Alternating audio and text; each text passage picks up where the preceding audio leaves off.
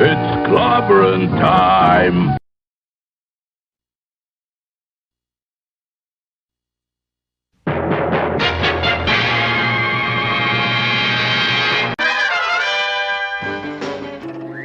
Atomic batteries to power. Turbines to speed. Roger. Ready to move out.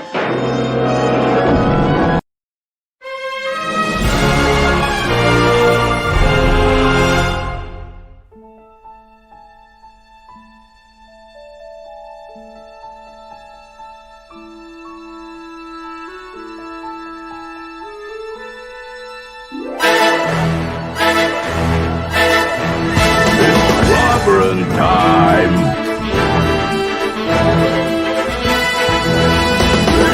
Clobberonimo!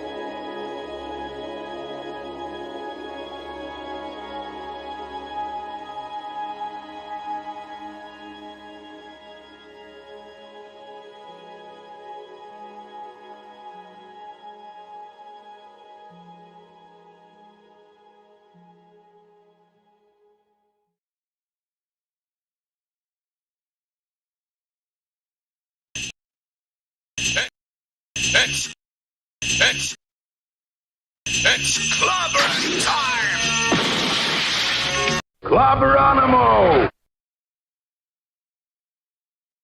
Yeah, what he said. Oh, greetings, my friends. Welcome to Clobberin Times, issue number 634 on YouTube. 1,334 overall of time and space. And it's Monday night, Mark C. Comic Stop. And I'm so happy to see you. It is, of course, Jack Kirby month tonight. And I had some things planned. I'm here to tell you, I'm here and we'll still talk some Kirby, but it all got screwed by the power company this morning. So I had a lot of stuff to get ready to do today. And by the way, I have a great time hanging out with J-Man earlier. But a lot of the stuff that I had planned got kind of put by the wayside because oh, please. Oh, Paulie, absolutely. I'll send you one right away, buddy.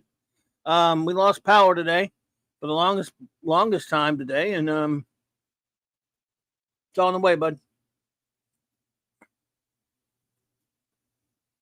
And couldn't really. It didn't come back on till later in the afternoon. I had to get out of here. It was just deadly heat that I had to just go away and try to find a place to sit for a while. So I want to thank everybody for being here with me tonight. Some shout outs really quickly, some show notes really quickly.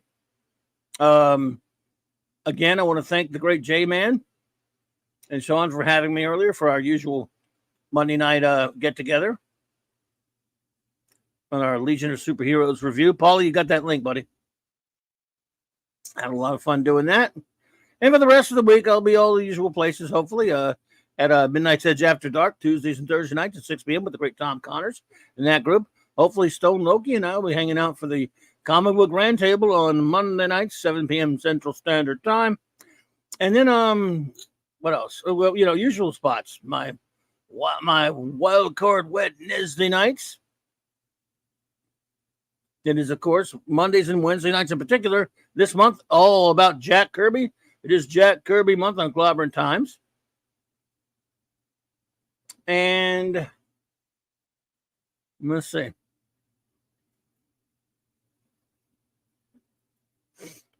What else? And of course, Thursday nights, the clubhouse with Raquel and Mark, as we always do.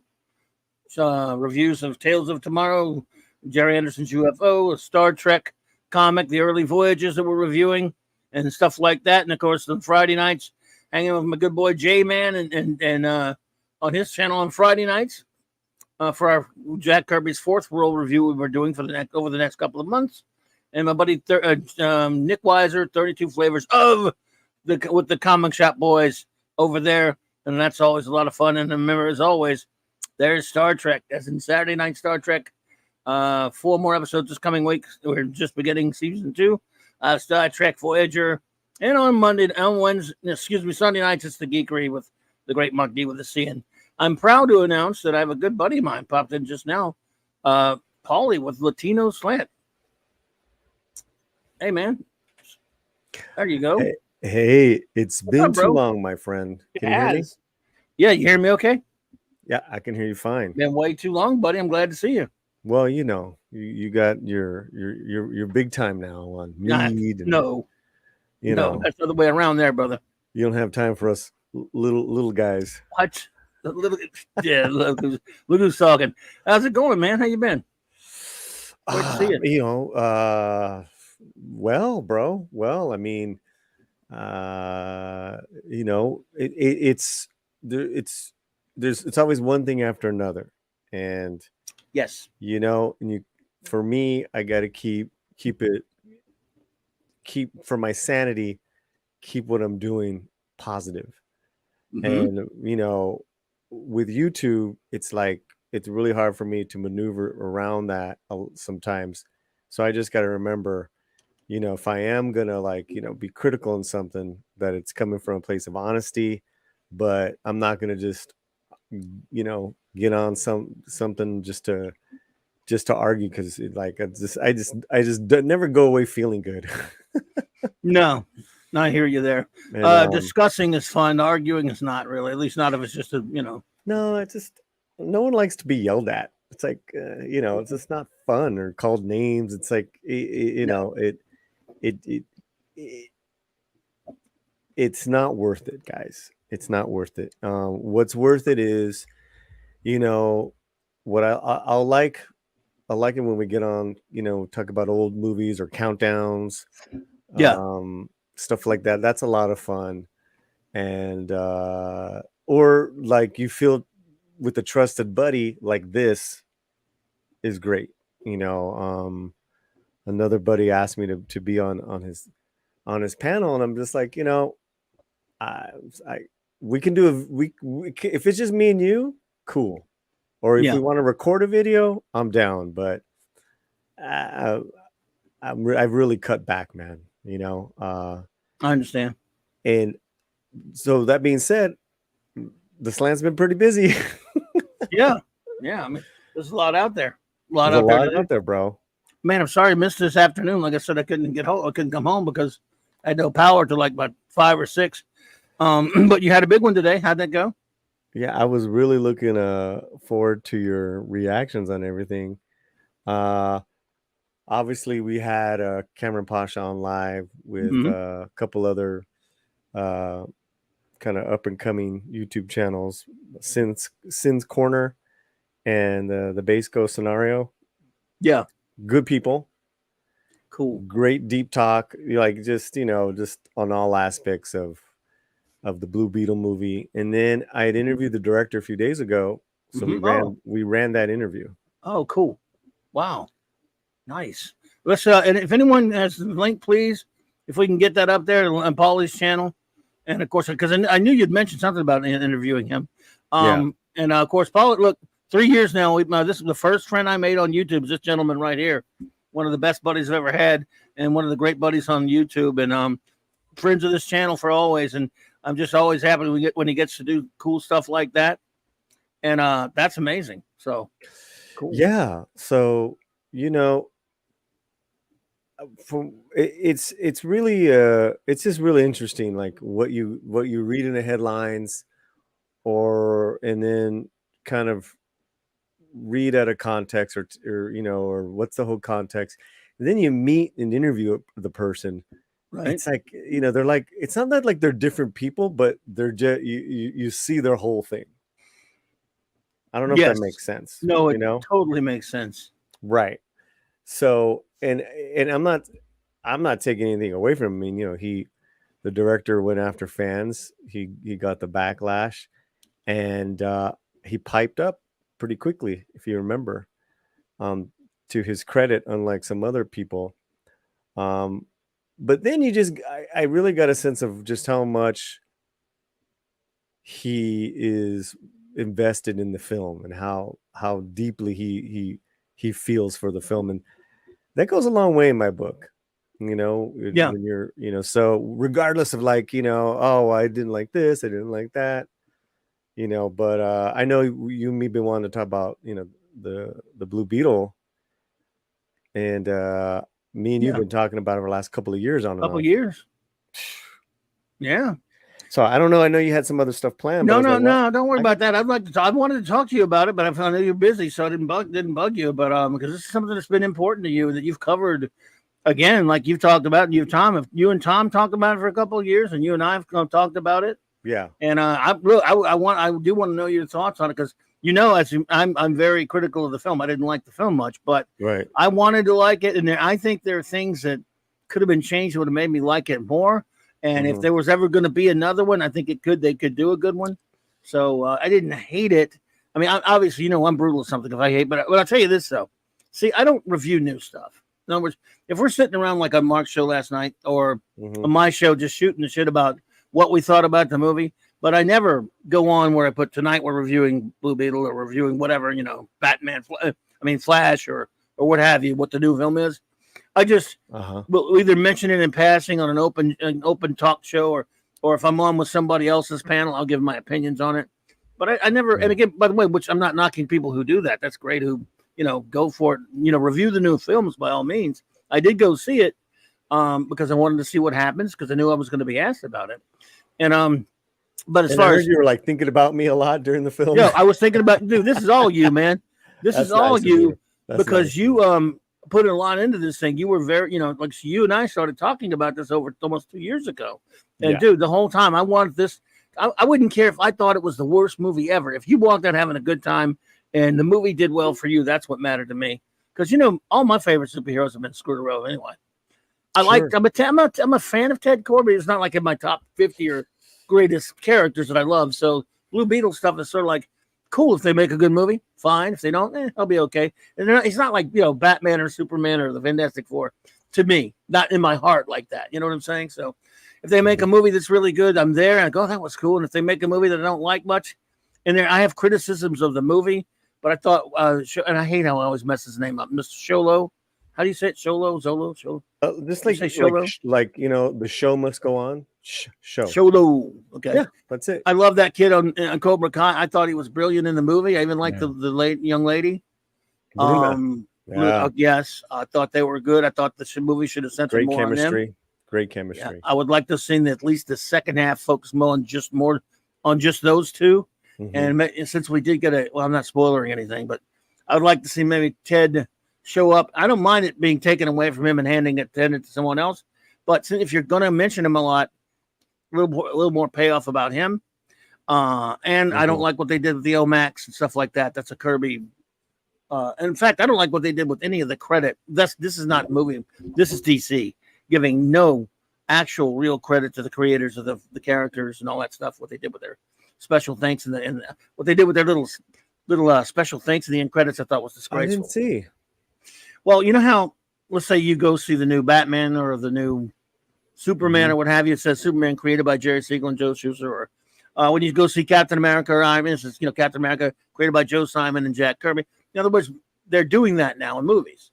Okay. But this one, and DC's been doing this a lot lately. If any character like Superman related were being there, you would see Jerry Siegel and Joe Shuster's name. There is no Blue Beetle created by quote unquote crediting of any of the three Blue Beetles. Really? Not one. At the end credits.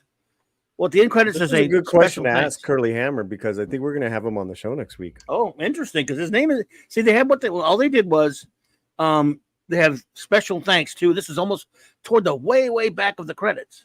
And it said special thanks to, and They had Cully on there, Keith Giffen. I think Cully and Keith Giffen co-created the Jaime The version. Jaime, yeah. Will Eisner and a couple other people co-created the Dan Garrett. You had Steve Ditko and who created the Ted Cord version. And you had Jack Kirby's name was all. They had a few names that were mentioned, but it was just special thanks too. They didn't delineate what they were about. Now, Omax was stolen from Jack Kirby and a few other things in the film. Bits and pieces was a lot because you can't watch a Marvel or DC movie without seeing Kirby in there. It's not Kirby possible. month. And it's Kirby month, yeah. But you have things in there that you should at least say, Blue Beetle created by, and you could just list all three of them. You could hodgepodge them and say, Will Eisner, Steve Ditko. Why are they not doing that? Why do you think they're not doing that? Well, they don't. There are no special deals have been made. For example, Bill Finger. I'm sure you've seen that documentary way back when. I don't know if you've ever seen that documentary where now anything with Batman since 2016, any film made with Batman in it has to say Batman created by Bob Kane and Bill Finger. Before that, it only had to say Bob Kane, but it did have to say that. You had to have a credit. Now you'll see Superman created by Jerry Siegel and Joe Shuster in a special arrangement with the Jerry Siegel family. You'll see things like that. You'll see Wonder Woman. You won't see Wonder Woman anymore in a movie without the credited Wonder Woman created by Charles Martin Malston, for example. Okay. But certain characters don't have those kinds of deals set up. So therefore, like, for example, when you see the Marvel movies, some of these characters, they have to put a special credit by. Yeah. But not all of them. Clobby, I hear you, man. But you're dealing with an audience that they're kind of idiots. Oh yeah, I understand that. I saw a tweet the other day. Like, Blue Beetle is not the first Latino superhero. Remember, it's Linda Carter's Wonder Woman. I'm like, what? What? Wait a minute. Hold on. That's not a comic, first of all. Oh my it's a God. TV show. But right. Technically, if we're getting technical, it's Zorro 1919. Yeah, if you want to go right, and the character's not necessarily. If you, you gotta talking about the character, the actor. I mean, but it really what gets are we talking about here? Because you get into slippery territory with the actor. That's terrible example. I mean, Linda Carter's hubba, but right. I mean, it's like, wait a minute. Most people don't even know whether she is or isn't. What her ethnicity is, one way or the other. I didn't know. I mean, her name is Linda Carter, for God's sake. Yeah, or we would, we would say Linda. But yeah, Linda's half Mexican from Phoenix, guys. Linda there Carter. You go. And wonderful, but yeah. But yeah, so it's still the you think that's a Hamada slight? You think he did that shit on purpose on the way out? What's that? Not giving proper credit. No, I think they just don't have to get away with it. For example, the character, the Winter Soldier. Yeah. Technically speaking, and it's a strange thing. Bucky and the Winter Soldier are the same guy. Bucky was created by Joe Simon and Jack Kirby in the early 40s, and so then in 2006 or so, whatever it was, a guy named Ed Brubaker, a writer, created Winter Soldier, but he is from Bucky, but he has new origins and stuff, right? Well, he tried to get paid for having Winter Soldier in the movies, and their loophole was, no, he's Bucky. We don't even pay. We're barely paying the Kirby family anything for that. So he's Bucky, but they did let him. They let him go. They gave him a guest shot in the Winter Soldier movie. Oh, that's nice. Well, but he never got a dime. Listen, I only got a few more minutes. I mean, let's get back, if you don't mind. Let's get back to Blue. Yeah. Let's talk about the Beetle. What did you love about it or like about it? Something like that. I think you said Sholo. I think he was terrific. We could not cast it better, in my opinion. I think so good.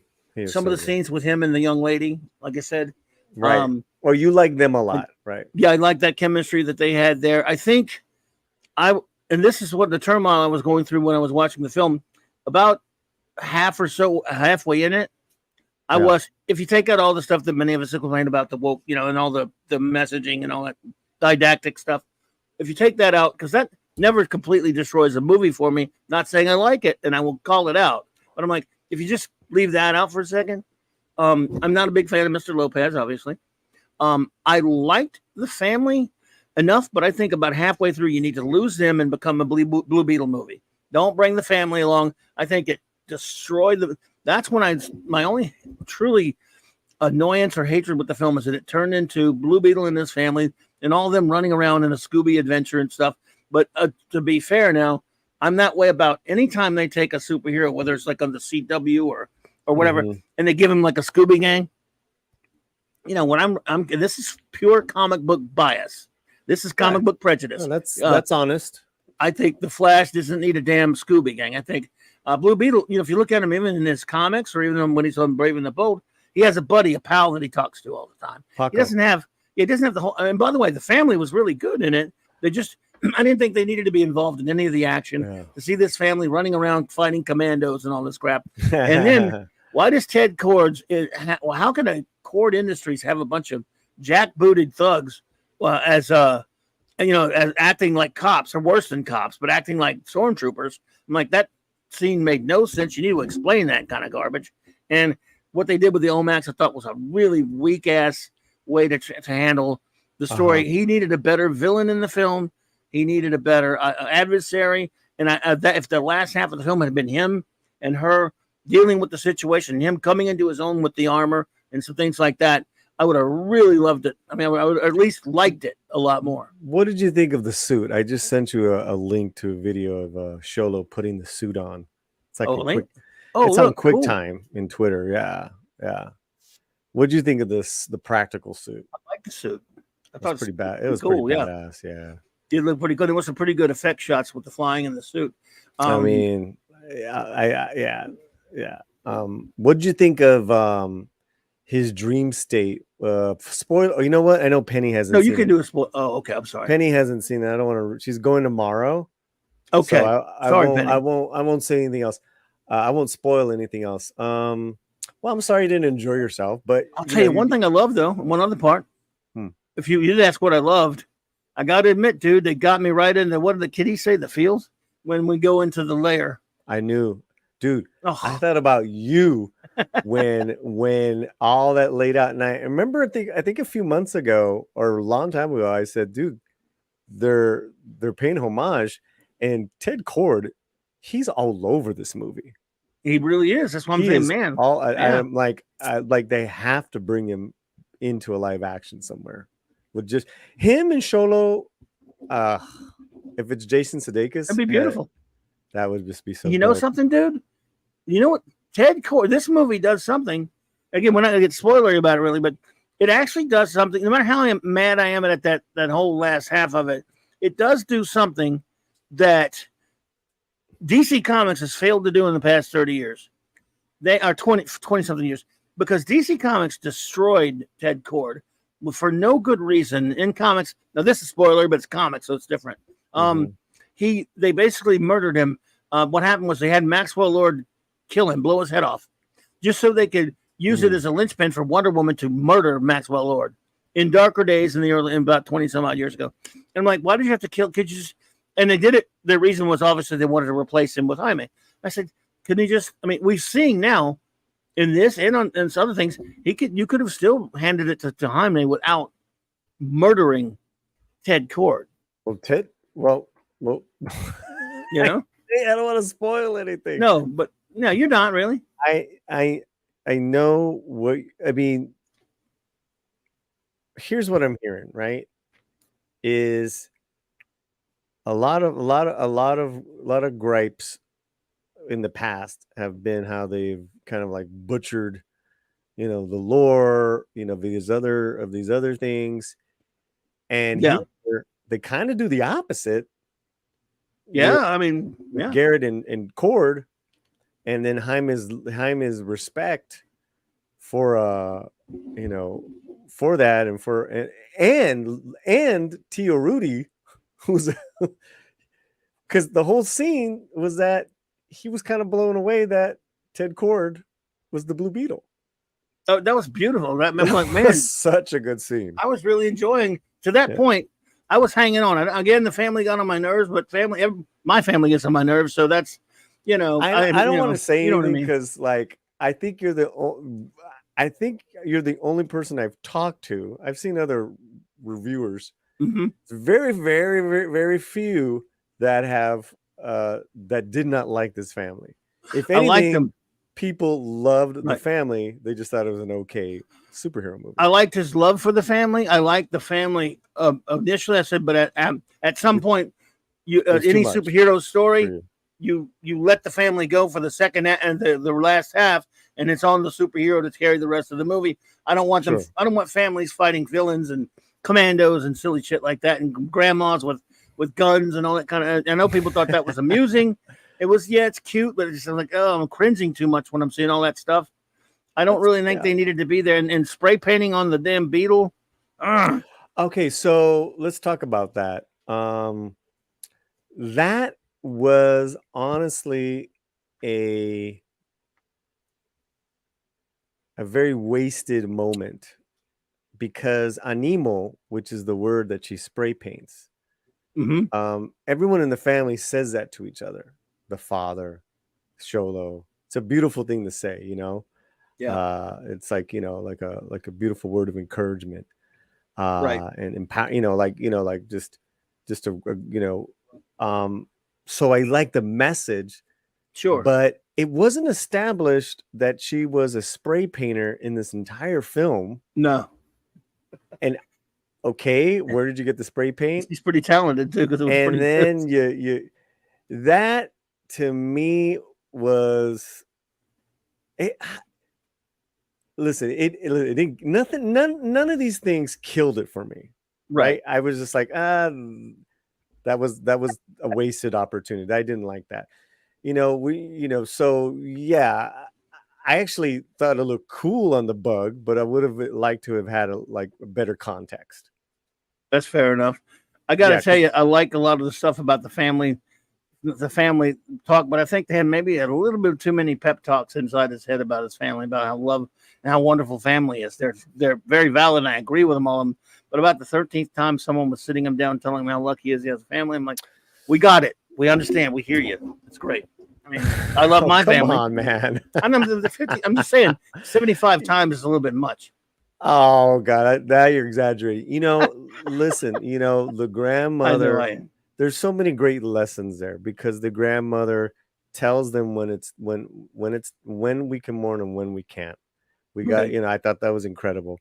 And then they included Jenny Cord as part of being part of the family. That was incredible, bro. I like that. And I got to tell you, Lopez was hilarious. As much as I didn't like to admit it, my boy was killing it. But Mark D with the C is talking about most people have no idea what the word on the Beetle ship says. And that's another thing, right? You don't have to explain everything, but I think there's some things that should be explained, especially if you're, you make it at a point for everyone to see, because it's not just once. I think it's like at least 2 or 3 times where you see Animo after the fact spray painted on the bug, and I love that bug machine. That bug, I love that awesome. bug. I loved it. That was the best. Man, that's my thing. I love the most. Mark D needs to make me. I want that toy. Is there a toy? Hey, Purple Valkyrie! Toy. Wow, look who's here, bro. You know what I want? Who's here? Purple Valkyrie. It's been. Oh my God, good to see you, dear. I love you.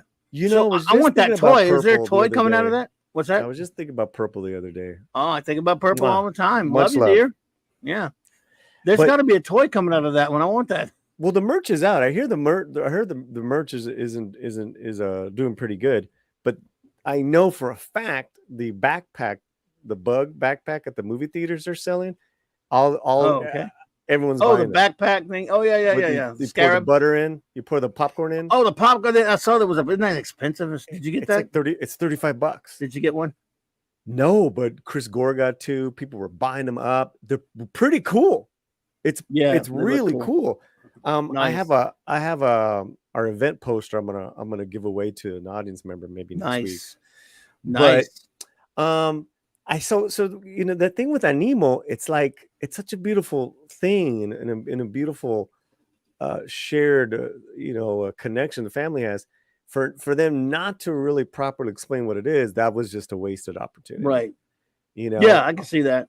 Because but also, yeah, I never got that Milagro, the teenage the kid sister. That I got, she was a Gen Zer, she was a Latinxer, she was annoying as shit. But then when like most of them, yeah. right, but then when she changed in a sense of like, like shit got real, if you know what I mean. Yeah. With the family. And I liked her in the second half. But I never saw in the first half that she was like a spray painter or like, where'd that come from? No, that's true. That's true. She was just, that's true. Yeah, she was just annoying, trying to work and complain about life. Typical, Yes, yes. And Jaime That's wasn't. true. Again, loved Jaime's character. Yeah, he was really good. He was good. In fact, it might have been, again, I know the family was important, but I kind of like it when he's got his buddies, when he's buddying around with his college Paco? pals and stuff like that. Yeah. Yeah, Paco. I love Paco, Yeah. Yeah. And But there's no time. I realize that. Jaime's parents, well, they changed a lot, right? They changed it from El Paso to this Miami, Palmera I guess. City. Yeah. Yeah, the vision that what he told me was that he wanted the like the vibe of Miami, of Barcelona and LA put in one city. I'm like, okay, I mean, you're just making it up because they told you to, because they do Gotham, they do, was it right? Central City? Yeah, the Central City, Gotham, all those places in Metropolis. Right. And Metropolis. So I get it, but it was so you basically plopped a Mexican family into Miami. That's basically what it was. I had no hate towards it. El Paso is such an interesting town. I think with these days and times, it probably would have made it even go more political, if you know what I mean, because it's a border town. So maybe that was a good move. Do you realize that means that the Mexicans now have a fictional DC city? Say that again. Mexicans now have a fictional DC city, like Metropolis and Central, like you mentioned, because there are a lot of them. Right, that's exactly what Sholo explained in interviews. But Palmera City, they D-line like the poor people, live on this side of town, the edge keys, and the rich people, the cords, all that stuff, live in the nicer part of town, whatever. It's a Miami type thing. I thought that was kind of interesting. I'd heard it before, so again, it didn't ruin it for me, but I was like, okay, all right, we get it. Let's move on. I've always laughed at it's ridiculous how many DC cities there are. Mm-hmm. They're huge ones because it's like, and because reason being is even though there's Gotham and Central and Keystone and Bloodhaven and all these other ones, they still exist in the same world with all the normal ones too, like New York and the real ones, Chicago and all that. Like, man, there's a lot of damn cities in the DC universe. Whereas Marvel never did that. So, I saw the second time I saw Blue Beetle last week. We saw it with our Chris Gore buddies, who are all film writers, critic geeks and all that stuff. But they also have seen advanced screenings of stuff like a year before, 2 years before, a lot of movies. And so a couple of the guys who saw Blue Beetle last year were with us Thursday night. I was like, oh, they cut that out. Oh, they cut this out. And then at the end, my buddy, who has given me scoops on different things before, always been, never lied. He's just like, just don't use my name, or I can't, he's like, dude, do you know what they just took out? I'm like, what? Towards the end of the movie, and this is a spoiler in a sense. It's not in the movie, but it was in one of the first rough cuts. It was filmed. Uncle Rudy is in his new truck, okay, and he gets a call from an unknown caller, and he answers it, and he says, "So I heard you think I'm a fascist." And it was Ben Affleck's voice. And That it stops like that, or they just I don't know what I didn't kind of follow up, but that would have been hilarious. It's and my guy who told me, he's like, I can't. I hope it's in the Right. deleted scenes because it was a great. Maybe it will be.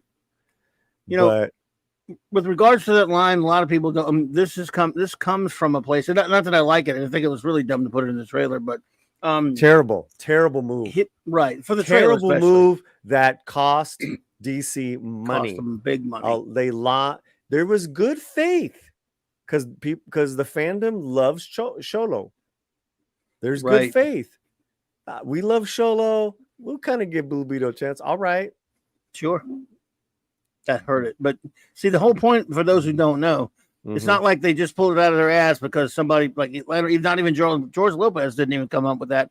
That's been going around since the 60s and the 70s and the 80s, where hippies would say anybody who, Batman he just beats up people for no reason, so he's a fascist. That's been going around. That's where hippies get it. This was almost like, and I can't stand Lopez. I'm not defending him. I'm just saying, and like I said, the putting in the trailer was terrible, but it's just almost just like a silly one-off joke that you would expect a hippie to make about Batman, because they do. So I get the humor of it. I don't care about it. I just so much in a movie, I would go, "Oh, that figures. He's a hippie. He's a jerk anyway. I don't like the character anyway." But putting it in the movie was catastrophic. I mean, excuse me, in the trailer was catastrophic for a certain fandom, absolutely. And I think when you're trying to build up, because let's face it, Blue Beetle's a third tier, right? Third tier. Would you say? Yeah, fair enough. Yeah. Even the Jaime Reyes run didn't last too long. Wasn't big or anything. But the Jaime Reyes animation was, picked up steam. I think that's probably why they even greenlit this. Yeah. I recently rewatched Brave and the Bold, the best. Oh, cool! You saw those? Yeah, he was in a few of those. Oh hell, he's not. I saw the Rise. I saw the Fall. I saw like 4 or 5. The Reach. Dude, man, please give me a Reach with Sholo. They should have brought the Reach.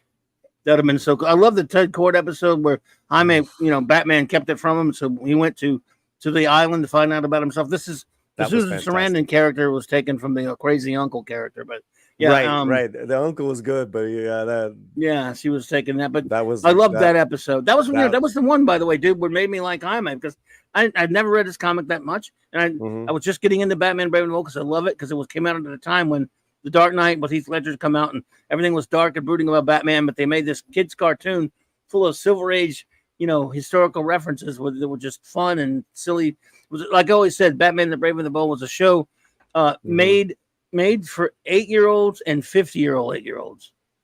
And I think that's what this movie was made for too, man. Yeah. I really do. Oh, absolutely. I forgot what point of the so the fascist line.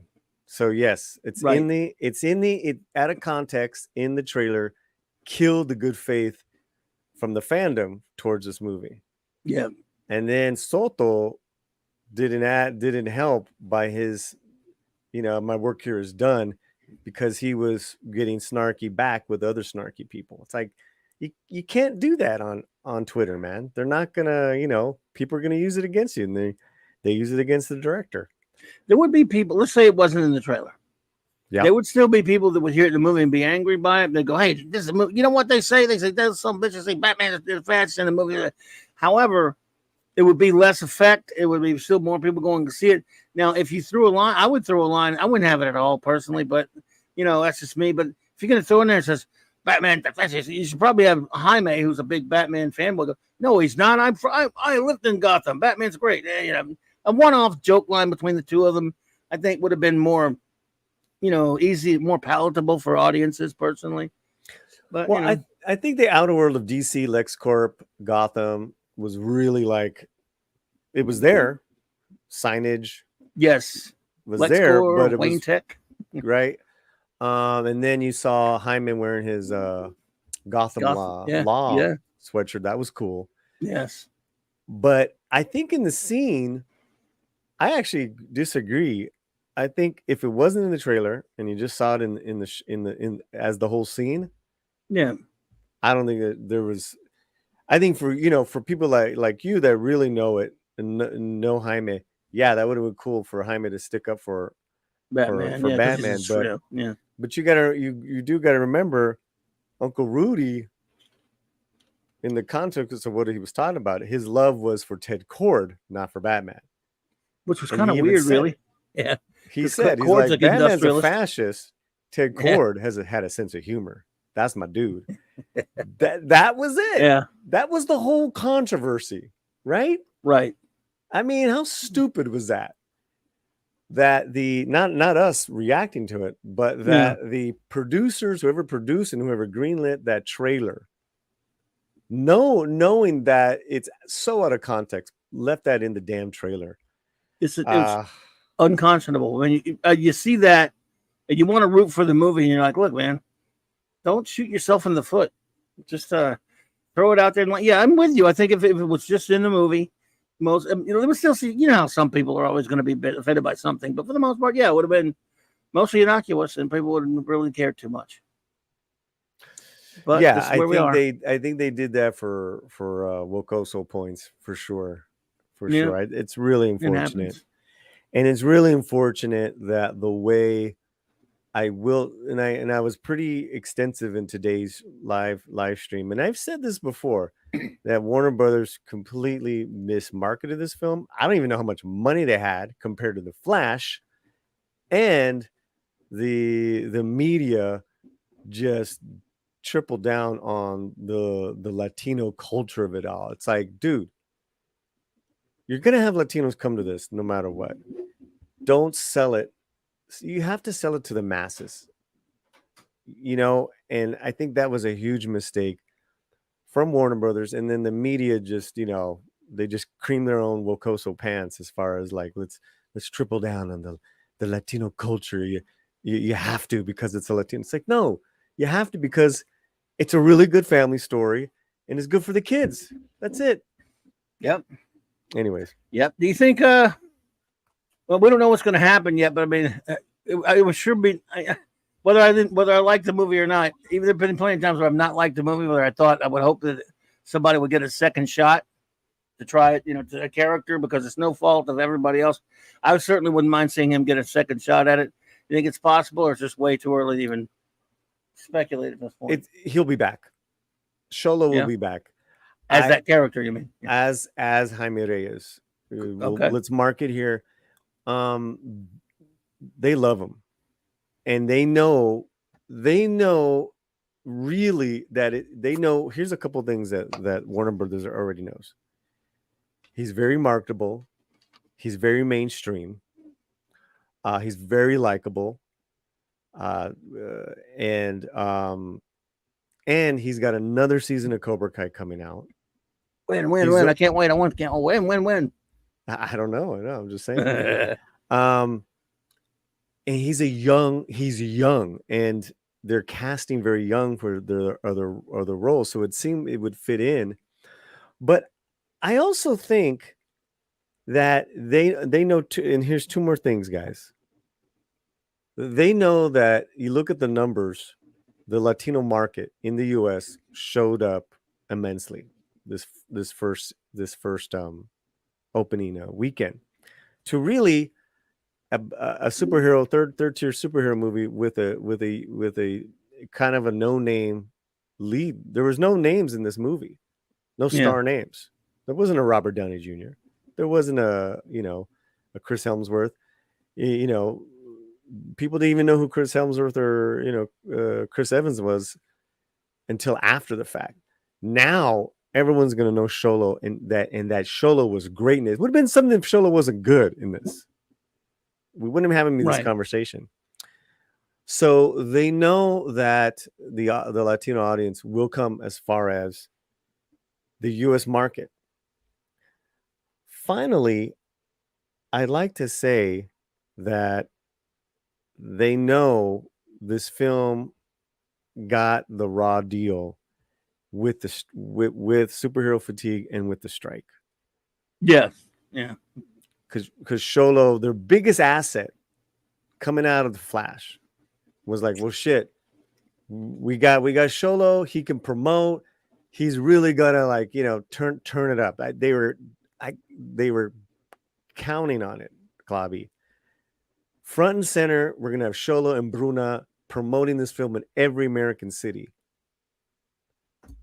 And you talk about the legs getting cut out. Ugh. Mm-hmm. Damn. Because the Flash, the only thing the Flash had going for it was that some people were going to see Michael Keaton Batman. You had some Flash fans, but you had a very unlikable, very controversial Ezra Miller, who they rightly so just kept away from promoting this film. Yeah. Yep. So I think, man, I'm not feeling sorry for DC. I'm just like, man, they really have had a really horrible run, I would say now for a year. That being said, guys, I stand behind my review. I think Blue Beetle is the best DC film in years. It's very, very entertaining. In regards to, I loved his origin. I loved the family values of it, and the things that we kind of been complaining that Hollywood is tearing down in regards to fathers and sons, to men, to straight men, to family, to religion. Very Catholic family in that it wasn't in your face, but it was there. Right. Yep. And a straight romance, a straight relationship, a romance that was very tastefully done.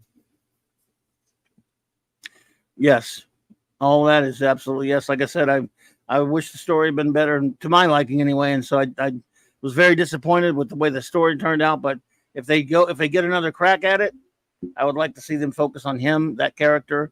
Families can be there, and all that kind of stuff. I'm not saying every superhero has to be Peter Parker and alone all the time, but it was always just like Peter Parker and his girlfriends and stuff. So there have been superheroes with family dynamics here and there, but not that much.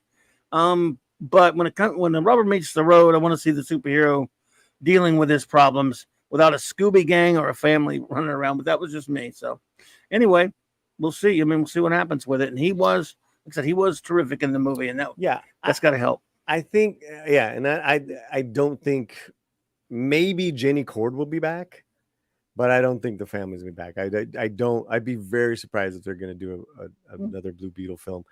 Maybe they'll test the waters and see how he does with other superheroes, but I do think Sholo's going to be back. Well, that means James Gunn would want to use him for something, so put him in something, whether it's his own movie or what, I don't know, but that will be James Gunn if that's the case, because he's the boss right now. Yeah. And someone says I have a big time crush on Sholo. Hell yeah. Mm-hmm. Hell yeah. Listen, Bush is having a fun time there. My name is Paulie, by the way. This is Paulie, a good friend of mine, Bush. And Bush, I've already talked about my bias towards this project. I'm 100% biased towards this project. I have no problem. I put my energy, my time into something positive. And am I happy with the money made this weekend? No, not really. But you know what? It's still gonna have a life as in regards to it being a very family friendly kind of your entry level into superhero, like 101, whatever you want to call it. On Max streaming. Yeah. Well, yeah, Bush paid down. This is a very dear friend of mine who's been friends with the channel a long time. Paulie, stands his ground. And no, I'm talking about you. You were my good friend. But I'm just saying a little Bush. But I appreciate Bush. I always appreciate you being here as well, Bush. But yeah, he is a big fan. But I got to admit, I'm a big fan of that actor too. Mainly started from I think he's been to your channel. In fact, man, Paulie be coping. He's be coping. He's having fun. But your Muslim uncle is in the chat as well. And, hey, dude. I can't wait for his review. I don't know. Did you see it yet? I think you're going tomorrow, or you're gonna see it. You know, we didn't spoil her too much, hopefully. So it's just very hard to like, and I'm not talking. I'm just talking in general in regards to talking about something. Whether it's God, we've covered so much stuff, Clobby, right, over the last couple of years. yes, It's like, how can you really have a good conversation if the other person hasn't seen it or they won't see it? no. And it's just like, well, This is the way I approach that dude always, and that is, it's perfectly okay if you don't want to go see something. I mean, there are things I don't want to go see, and that's all cool. You just don't enter into the argument or the discussion when it comes to, when it's out there, when it finally comes out. Like if you say that looks like crap, I don't want to go see it. That's cool. I mean, that's what, no one's going to go see something they don't want to go see. However, when it's out there and it's come out, and you can say that's crap. Did you see it? No, it's crap. Well, I mean, I heard it was crap. Well, maybe it is crap, but if I'm going to get into a conversation about it, if I'm interested in it, I got to watch it. It's just simple stuff. Or I have nothing to say, right? You can't. And if you have seen it, all opinions are always welcome here, man. You loved it, you hated it, you're blah about it, whatever the case may be. And I don't even do reviews here that much anymore. I review funny books, dude. I review comics. Yeah, I don't review movies or anything. Yeah, I mean, I had so much fun reviewing comics and some animated stuff, but I don't really. Yeah, I don't. We'll talk about a new movie like you and I are talking about it, but I would never say next week we're reviewing. So, and I was doing it for a while, like the Marvel movies and stuff, and I don't do it anymore. We did this with Namor. I mean, that was a complete catastrophe. But was I excited going in? Hell yeah, I was. Yeah. But like I had started seeing the writing on the wall months prior. You had seen it way before me. And I was like, all right, well, let's go. And it was just, that movie was so bad that to me, the Namor thing was like not even the worst part of the movie. But I didn't like the first Black Panther movie. So there you go. I know you didn't. Hate that movie. Yeah. And I carry a lot of comic biases. I like Black Panther in Civil War. It was great. Oh my God, that was so good, man. Dude. He was so damn great. The Chadwick, what a waste. But if you don't get the character right, for me, just personally as a fan, then then that's it. I mean, if the character is too warped and not there, and I mean, it doesn't have to be 100% visually, but you got to be close. And then you have to get the character closer to 100% what I'm used to loving in the comic, or I'm out of there. Okay, let me ask you this then. Because obviously we both agree Chadwick, Sholo, they nailed. Great casting. Right. What are your favorite castings then? Let's go with the last superheroes. Let's go. Yeah, but like, do you want to? Are we talking? Do you want to go from the 70s on, or do you want to just? That's the only place to go, really. Well, because George Reeves was great, of course, but Superman from the TV show. But Adam West is the reason why we're all sitting here, because he's the reason I left comics and geek stuff. But go ahead. So let's go from 78 Superman to now. To me, there is no greater. There's no greater superhero casting ever, and there are a couple that are close. I will grant you, but the Christopher Reeve as Superman, for me, and because you're talking, look, Superman 1978. I saw it in the theater of like 18 something times, and I've watched it so many hundred times. After that, I don't even like Superman 2. I have a lot of problems with it. 3 or 4, and I still can watch him over and over again because how great he is. So he'd be my number one easy. Talk about a few other ones. Look, I think he's a total dumbass in person, Chris Evans, but he is spot on as Captain America. He was even spot on as the Human Torch in very inferior, very flawed movies. He was even great as the Human Torch, which is why, Paulie, I thought, I don't know, man, he was really good as Johnny Storm, even though those movies aren't just. There's no way that Joker could be Captain America. He's too, he's too quippy. He's too, like cheeky, right? He's too much of a Captain Joker. America. Right. And I'm like, nah, he's kind of a cheeky guy. He's really good as Johnny, but he's not Captain America. Now I'm like, my God, the guy's Captain America. I mean, he is Captain America. And, okay. Name you got some other Reeves, ones. You got Evans. Yeah, I mean, if you were to sit down and say, look, cast Black Panther, it's never going to be done better than Chadwick Boseman. Not that you couldn't make another good one, and it's just so horrible what happened to him. But he was in Civil War. He's so damn good that I want to cry sometimes when I watched Black Panther, the first movie, when he got reduced into a nothing burger in his own movie, so the little girl could be the smart one. See, T'Challa's one of the smartest guys in the Marvel universe. In this one, he's not smart because they want to make his little sister smart. And this one, he doesn't have any good action. That's when the politics are starting now. Yeah. Exactly. And he didn't even have any good action sequences and anything really cool to do in his own movie. It's like he's running around a few fights. Just me.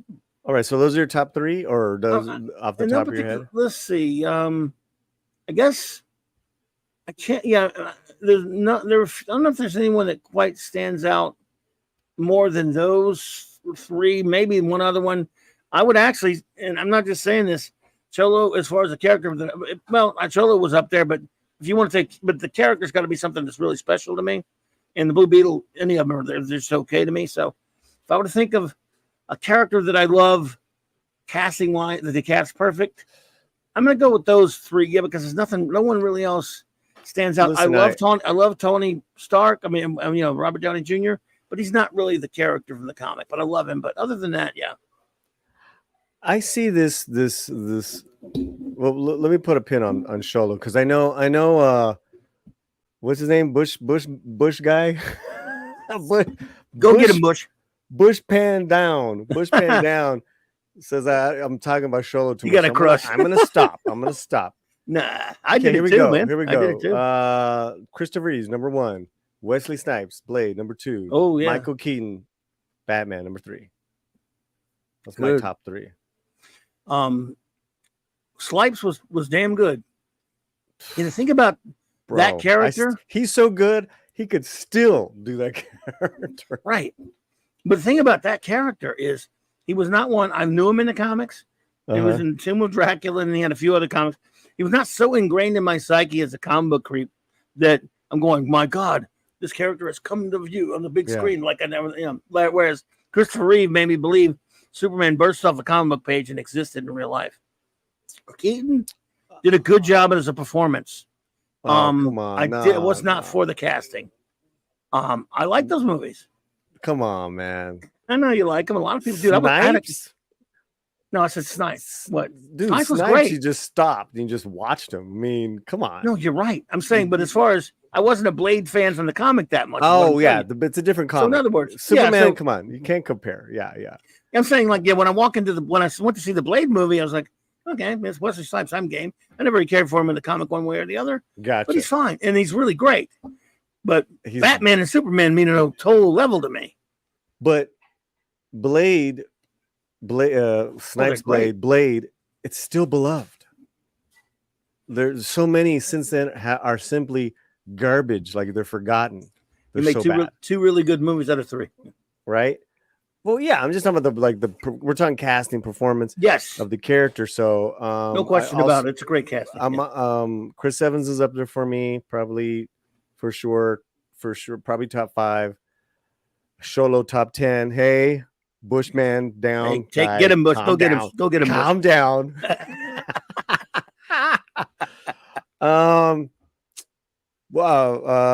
Even though I like Hugh Jackman, it's not really Wolverine. It's not the Wolverine I grew up on. Yeah, he is good though. He's good. I think we all wanted a muscly Jack Nicholson. I'm going to be a heretic here, dude. As a comic book, I'm going to betray comic books in front of your very eyes.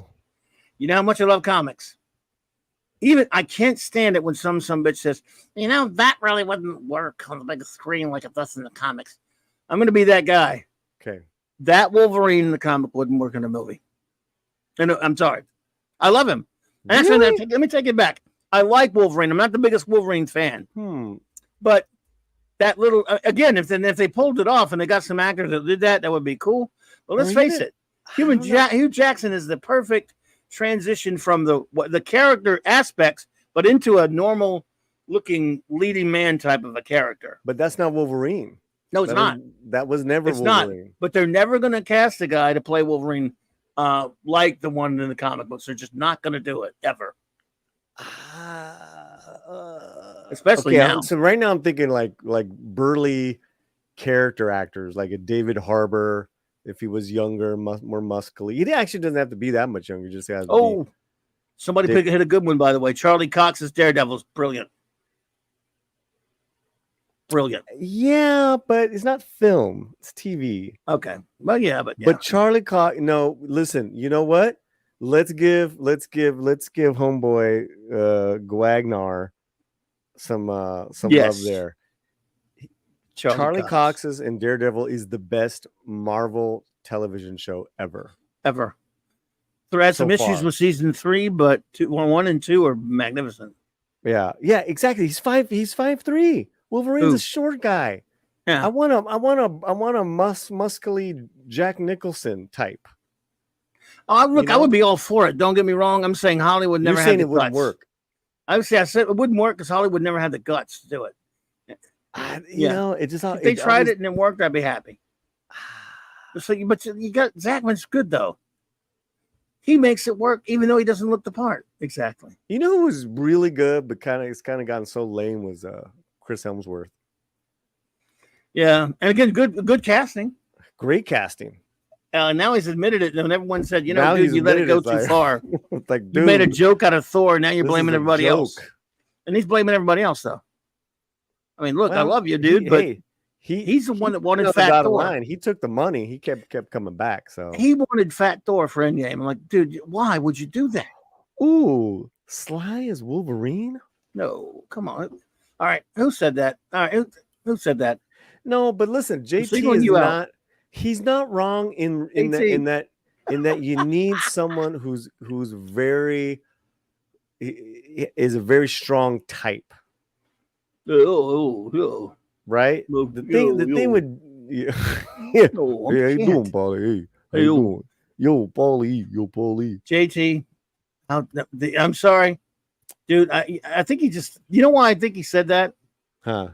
Because he was trying to instigate the usual. The usual reaction. Is JT a troublemaker? Yeah. All right, dude. Well, Pinche JT, como Bushman down. Yeah, cállate, ways. Here you go, JT. Agonizer, please. Everything that guy just said is bullshit. Thank you. That's awesome. Oh shit. We got a cool that Agonizer. I'm gonna steal that. You can have it. Also, we'll send you a copy if you want. Your Agonizer, please. We even have the agony booth. Okay, too. all right. So since we're here, I'm gonna keep going until Romy pulls me out of this chair here. Okay. By the way, someone mentioned earlier that yes, it is Jack Kirby month. I was not able to because of heat problems, and I had to leave my house because of no power all day. I didn't get a chance to do all my stuff I planned for tonight, but it's still technically Jack Kirby month because we're talking about Blue Beetle. Oh, and this is good. Yeah. I'm sorry. Go ahead. I was going to say Jack Kirby's first job on any superhero related type character drawing whatsoever was a Golden Age Blue Beetle comic under the name of Charles Nichols before he changed his name to Jack Kirby. And that was Dan Garrett. And that was a Dan Garrett variation. Yes, sir. A variation. Okay. Someone said in the chat, dude, I think we have a winner here. Not Peter Dinklage. He's an asshole too. Screw that. That's guy. what I hear. He's a J-Golf. No, Joe Pesci. Back in the day? Well, yeah, as who? As Wolverine. Oh, come on. What are you talking about? Pesci's an incredible actor. Not a very physical character, though. Well, you'd have to like. We're talking like Pesci, like in the 70s. Probably no, 80s? But like no, I would even say he could have handled it. Let's say like a 30s or 40s Pesci that gets a little beefed up. Definitely can handle the acting, and he's got that like that screw you sense, I guess. Bub. Did you see that? Hey, what's up, Dave? Bub, what's up, brother? Did you know Bub. there was a fan film done? I want to say about I don't know 6, 7, 8 years ago, whatever it was, maybe longer, of Wolverine fighting Wonder Woman, and he is in the total yellow spandex, and he's a short dude that looks at all this. He looks exactly like the comic book. and it's a very Mhm. bloody fight on a beach.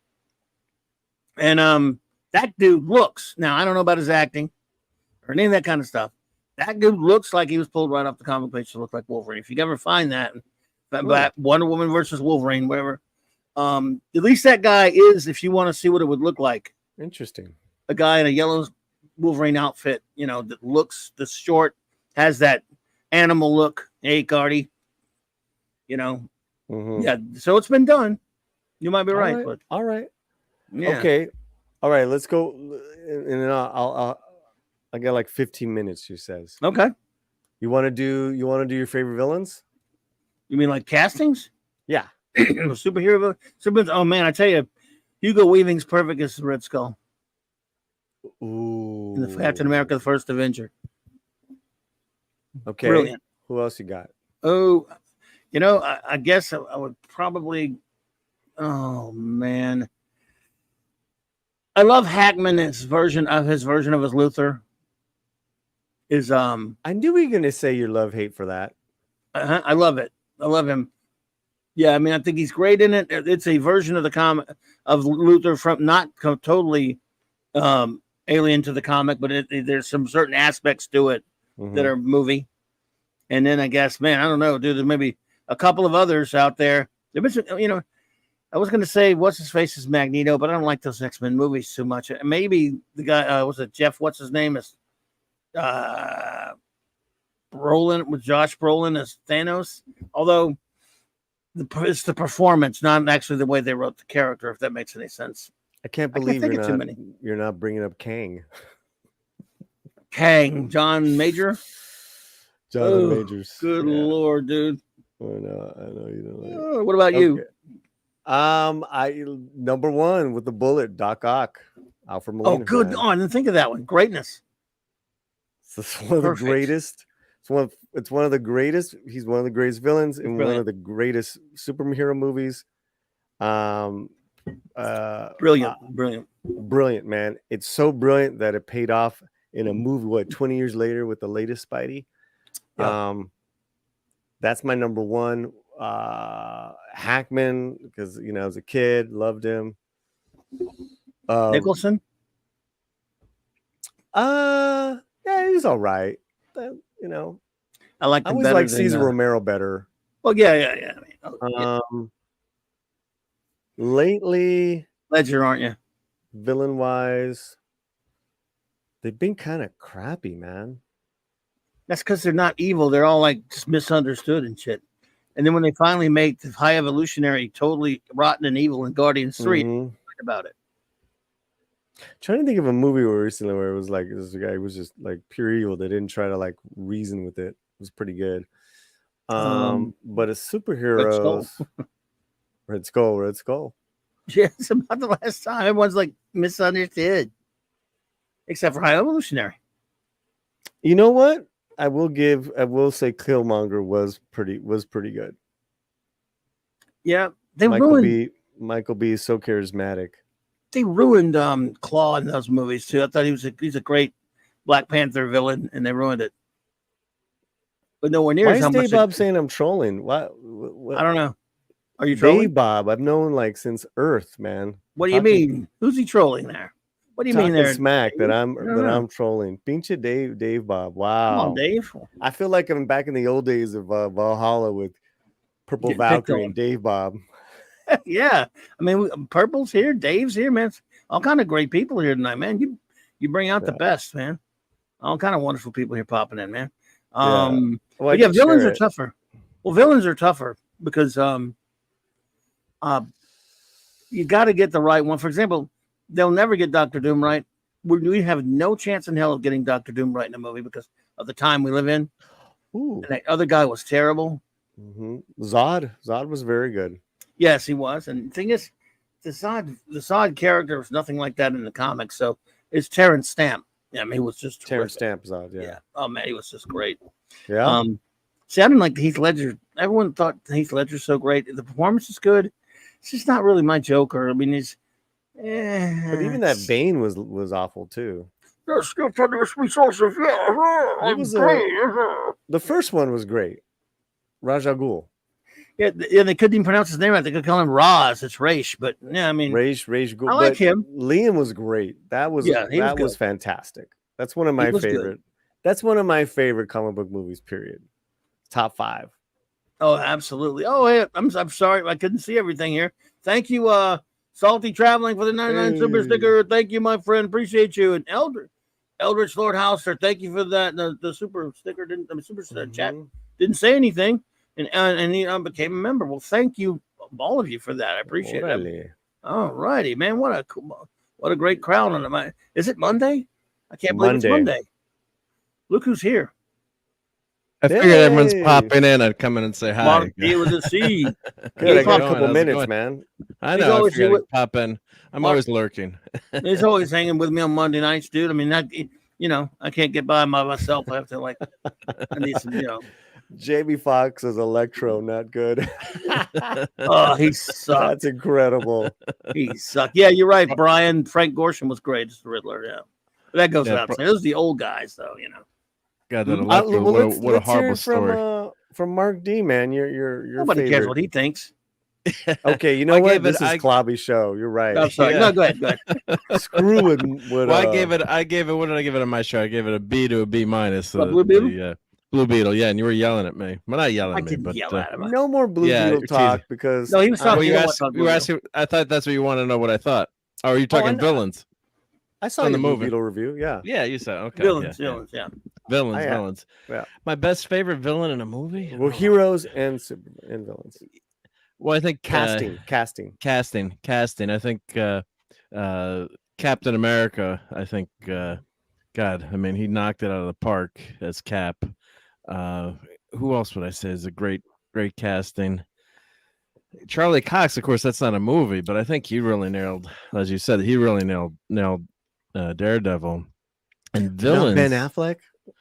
Not Ben Affleck. Yeah. Hey, his Bruce Wayne was respectable. Oh, he was much better as Bruce Wayne as Daredevil. Yeah. Even though those terrible movies. So you got Charlie Cox. I like the Daredevil director's cut. I won't go down that rabbit hole. Oh my God! Don't start.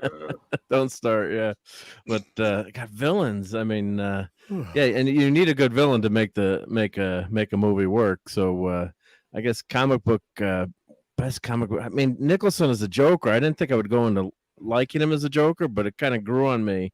Even though his physicality doesn't work. And I guess then I'd go Heath Ledger too. That's one of my favorite movies too. Dark Knight Returns. I guess that was just such a creepy, eerie take on the Joker, and of course the tragedy of him passing. As the movie came out. So those are two of my off the top of my head that I thought were good, really good performances. But you got to get that good villain to get that to have the hero needs that someone really great to fight against. Otherwise, the rest of the movie, like the Fantastic Four movies, as much as I like the casting of the first two movies, Doctor Doom was wrecked in that first movie, and then you had a Galactus Cloud for the second movie. So you've got one of the greatest all-time comic book villains, even better than Thanos, I think, and you wrecked it, and you turned into the ultimate. They followed the Ultimate Comics where Galactus was a cloud. So it just shows you how Hollywood or writers can really screw things up when it's handed right to them. You've got Galactus. Why you turn him into a cloud? Good day, Bob. Jennifer Garner was Electra. She has the spanky booty. Yeah. Believe it or not, I've never even watched that. Did you watch that? I never even watched that thing. I watched it. Anybody? Yeah. Oh, it was bad. I think I was still heavily drinking at that time, so I don't know. Yeah, she's cute. She's cute. Yeah. Oh, yeah. Back then, she had a even cuter. What do I know? Right. No. but Fantastic Four. But yeah, those movies.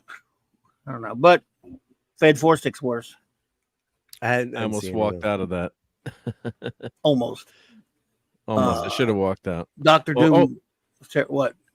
Well, as I say, Daredevil, it's crazy. You remember things. We went on for Valentine's Day. We went out to dinner, and I took my wife. And then we went to see Daredevil. And she, Oh, Wow. you big spender, you. big spender, yeah. Boy, you know She's how like, to treat a she's girl. like, to a good time. you owe me Yeah. drinks. So we had to go to a fancy place. My for mom, drinks my after. Romy would have been pissed if I took her to a superhero movie. Really? But Oh, yeah. as long, so you could go to a movie, but not a superhero one, right? Yeah. For like one of our first dates, Like an anniversary of something. Yeah. Oh no, No, an anniversary. No. Don't go to no movie, right? no movies. No. Seafood This was just dinner, Valentine's Day. Yeah, this was seafood Valentine's dinner. Day. You know, out under the stars type of thing. Yeah, sure. Um, But as far as movies go, she yeah. is not a superhero movie fan. Ah. She did really like Blue Beetle. Cool. She is a horror thriller fan, so we loved Talk to Me. That really, I don't know if you guys got to see that a couple. I haven't weeks seen ago. that. No. Oof, Talk to Good? Me is really good. It's Australian. These guys, I believed, were YouTubers. The filmmakers, they're brothers, and they did this movie for pennies, and it's made millions. They take the trope of the teenage horror story, working a Ouija board, and just I think I saw the trailer for that. they make it it's about possession, it's about grief. Oof. Yeah, that's on my list. I can't see that as a Catholic. That's gonna scare the crap out of me because The Exorcist. But it did look when like the hairs on the back of your neck go and like the Ouija board stuff just scares the crap out of me. It did look like a good trailer, so really good, right? Yeah. So she likes that stuff, and we're still Catholic in the sense that we prayed and crossed ourselves before and after the movie. I went to get blessed. Yeah, Bro, we were like, we need a limpia. Oh, jeez. But Cover your bases. yeah, the Reyes family, they're Catholic. Yeah. yeah. Yep. Hey, the father in that. What did I say? I know I've seen him in 100 things, right? So is Daredevil So yeah, Daredevil, big guy. Yep. Frank Miller made him a Catholic early on in the comics. early on. Yeah, it was a big part. Yeah. The Pappy though, the Pappy in Blue Beetle. What have I seen that guy in? Before? A lot Damien of Alcazar, stuff, right? I believe he was in Breaking Bad. I mean, he is a prolific actor in Mexico. I've seen him in a lot of stuff. Look him up. He is one of my favorite Mexican actors on Netflix, guys. And I reviewed this movie. It's called Herod's Law. It's in Spanish, but it's one of my favorite kind of political satire comedies ever. He's the lead in that. He was in Narcos. Damien Alcazar, and I'm thinking of something old, an old TV show I used to watch, and he used to, of course, he's that guy that popped up in a lot of stuff. Yeah, he's in a lot of stuff. Yeah, he was excellent. He was excellent. I don't remember him as an actor, seeing him in other places, but he was stellar, I thought, and that was a tough role to pull off, and he did it subtly too, which I liked too. He didn't overact, or he was kind of like the rock of the family there. You talking about, you talk about villains. That's another thing. That movie needed a villain. So. Yeah, it did suffer from having, and that actor is incredible. The guy that played the Raul Trujillo played Carapax. He was Zero Wolf. He was the main baddie, the main villain in Apocalypto. Oh wow, okay, big dude. Yeah, scary. Yeah, very scary looking. And he's great, but they didn't really give him a lot to work with. It's kind of lame. No, and of course, I don't even know if Jaime's character has a main villain. That's one of the things too. Later villains, superheroes that are created later for whatever reason, they don't end up with the best of villains a lot of times, because most superheroes have rogues galleries, some have one or two that are like, for Batman has a lot of great villains. Superman has a pretty decent side. Fantastic Four have a nice rogues gallery. Spider-Man has a huge one. The others have, like Cap has one or two, three. But they all have some. You got to have one or two at least. You know, so So really fast back to the father, Damien Alcazar. You probably saw him in Narcos, and that's probably his biggest thing in kind of like Netflix. You know, I thought he was in Breaking Bad, or I want to say Weeds, but those were other Latino actors. But yeah, but Demian he's incredible. He's incredible. It It's was pretty great. hard to play a stoic guy and to yeah, you know, to buy it. And I think again, okay, sorry guys, we're gonna talk about Blue Beetle again. Oh, well, You is can that blame me. It's in my contract. right? Is that all the actors of the family were really well casted, very, very, very competent actors, in my opinion. good night, Penny. Good to see you, my dear. Thank you. Hey, Dave. Yeah, I don't think there was any bad acting in the movie. I didn't have any issues with any of the actors, and Except for George. well, for what some of the I things he just don't says, like but him. yeah, you don't like him. But the female lead, the most touching scene to me was I thought when she said, you grew up in a loving family, and he's the Blue Beetles. Jaime says to her, oh, you must have been great growing up with all these things, and she's crying, and she really pulled that scene off when she says, no, you have a loving family. And I've seen that before, where you've got, rich people could have, could have everything in the world, and the kids are miserable, or the family's miserable. That's something you can't buy, is having a good family and a good upbringing, or loving, people that love you, or, best friends that look out for you. So I thought that was one of the highlights for the movie, I thought. And then that's easy to screw up a scene like that. It's not, and they acted that out very well. So that was one of the highlights of the movie for me. Yeah. Indeed. Absolutely. More than a lot of these. Look at the past year or couple of years where families are written to be so uncomfortable and so disrespectful to their elders that, like, Ant-Man's daughter is, this know-it-all. Yeah. God, yeah. BLM, I mean, everything terrible. you can think of. It was terrible. Yeah. Yeah, She was awful. Oh. Yeah, I mean, and then was Michelle Pfeiffer's floozy down in Adam Land, wherever that. But one of the things the Blue Beetle movie did that all the other movies have been doing now is the mask has to come off in the end, or part of the mask. So when his mask is half torn off, they explained it well, and it's not going back. I'm like, we got to see and I know why you want to see the actor's face, but the last Spider-Man movie, I think his mask was off more than it was on. Same thing with Ant-Man. They kept taking the helmets off, in a really dangerous situation, and they're running around with they literally like take their helmet, put it underneath. So we're in danger now. Yeah, something as stupid as that, man. Yeah. I think people wanted to see Sholo more. I was happy with that. I liked the mask. I like that stuff. Really worked for me. It did look good, but I was just kind of laughing to myself. So there we go. The mask is half off, so you can see his face. And I understand why they do it, but find a way to stop burning his clothes up. Yeah, that was funny, man. Yeah, but I think he would be.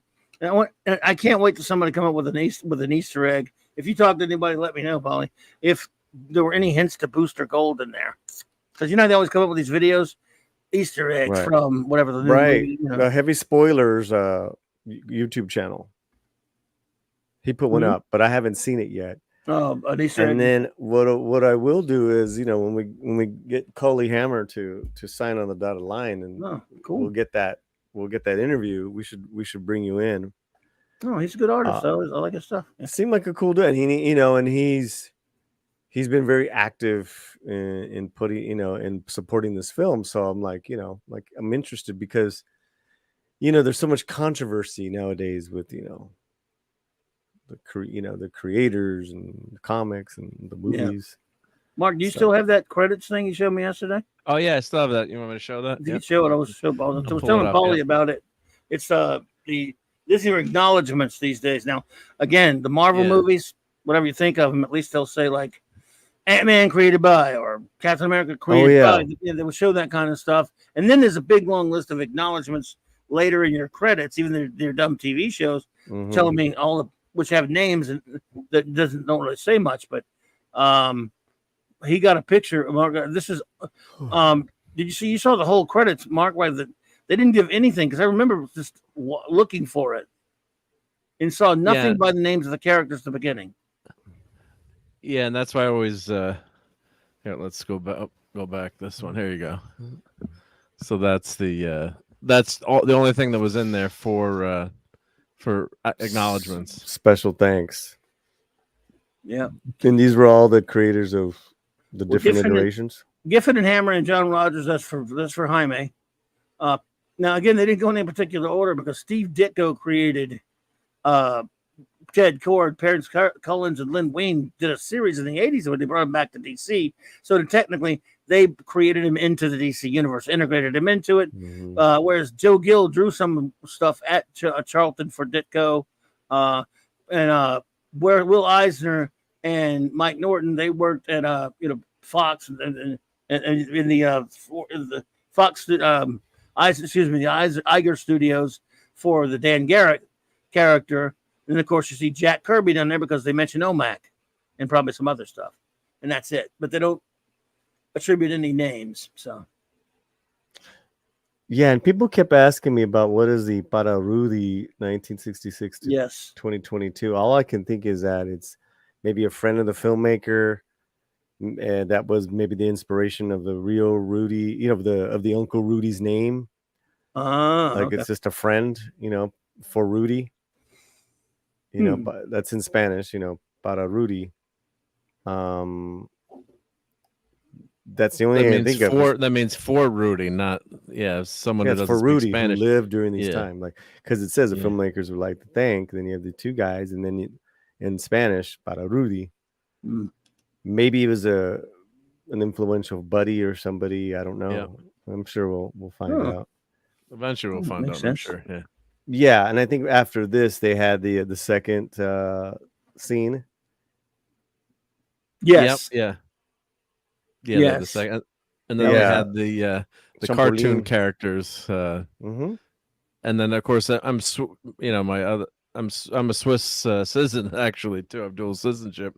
So as a CH, I'm like, that means Confederation Helvetica. That's the shortcut for Switzerland. I have no idea what the characters were. I'm like, wait a minute, why is he wearing the Swiss name on his sweater? I think I have a picture of that. Funny. Too. So, but then I looked it up and like, oh, it's a famous Mexican cartoon. Yeah, the most famous. Go back. Champolin is grasshopper. So there's the bug connection. Oh my God! Look at that, man! Oh man, that killed me right there. Wait, was there another bunch of credits, or was just the one? Thanks. Well, that was it. That was it. Okay, you said a different shot of it. Yeah. Okay, yeah, that was it. Yeah, just the first one. Yeah. No, I'm saying, did you get Dan? Did they show Dan? Did they show the Garrett? Well, I only took Ted. Yeah, there's a couple. See, that's supposed to be Ted. Probably just can't see it. Ravencroft 82 is Ted Cord even referred in this film. He quite is a bit all over this film. Yes, his shadow looms large, as they say. So they talk about him. Yes, and then there's a. Well, we won't spoil it. We won't spoil it too much. But Jenny Cord, his daughter, is fighting to really protect his legacy. Right. Now that comes from the movie. That she didn't have a daughter in comics. That comes from the movie. So yeah. Right. Right. So that's cool. And she was again a lovely young lady. Thanks, Mark. Appreciate that. Did I wanted to show that? Oh, you got that. Yeah. Dan Garrett is mentioned as well. Yes. There's the CH. Yeah. So that's the. Now, what's the name of that cartoon? Champolin Colorado. Thank you. Something you remembered, huh? The Champolin is, the most famous, superhero in Latin America. Oh, okay. Wow. And it's a grasshopper, and he's huge. He's huge, and that's what I did appreciate in the film is that the filmmaker created this world as if that, you know, this family was a Chumpoline fan. This family, you know, just had all kinds of different sights and sounds in their household. So it was pretty cool. Yeah, it was pretty cool. And then, the younger guys, Jaime and the sister, like, listen to modern music. So yeah. But Chompolin is like for all generations, like it's multi-generational. So is Maria del Barrio, the telenovela, because the whole family watches it together. Households watch it together. So when they're clowning on Jaime, like, hey, it's just like Maria del Barrio, but it's turned around. Now the white girl is saving Jaime. They were just clowning on him. But it's so done in, it's very familial. You know what I'm saying? Like, Sure. It was great. It was great. I think what would have been great is kind of capturing some of those things for the wider audience. Maybe there's some creative way to get the word out and as to what these references mean.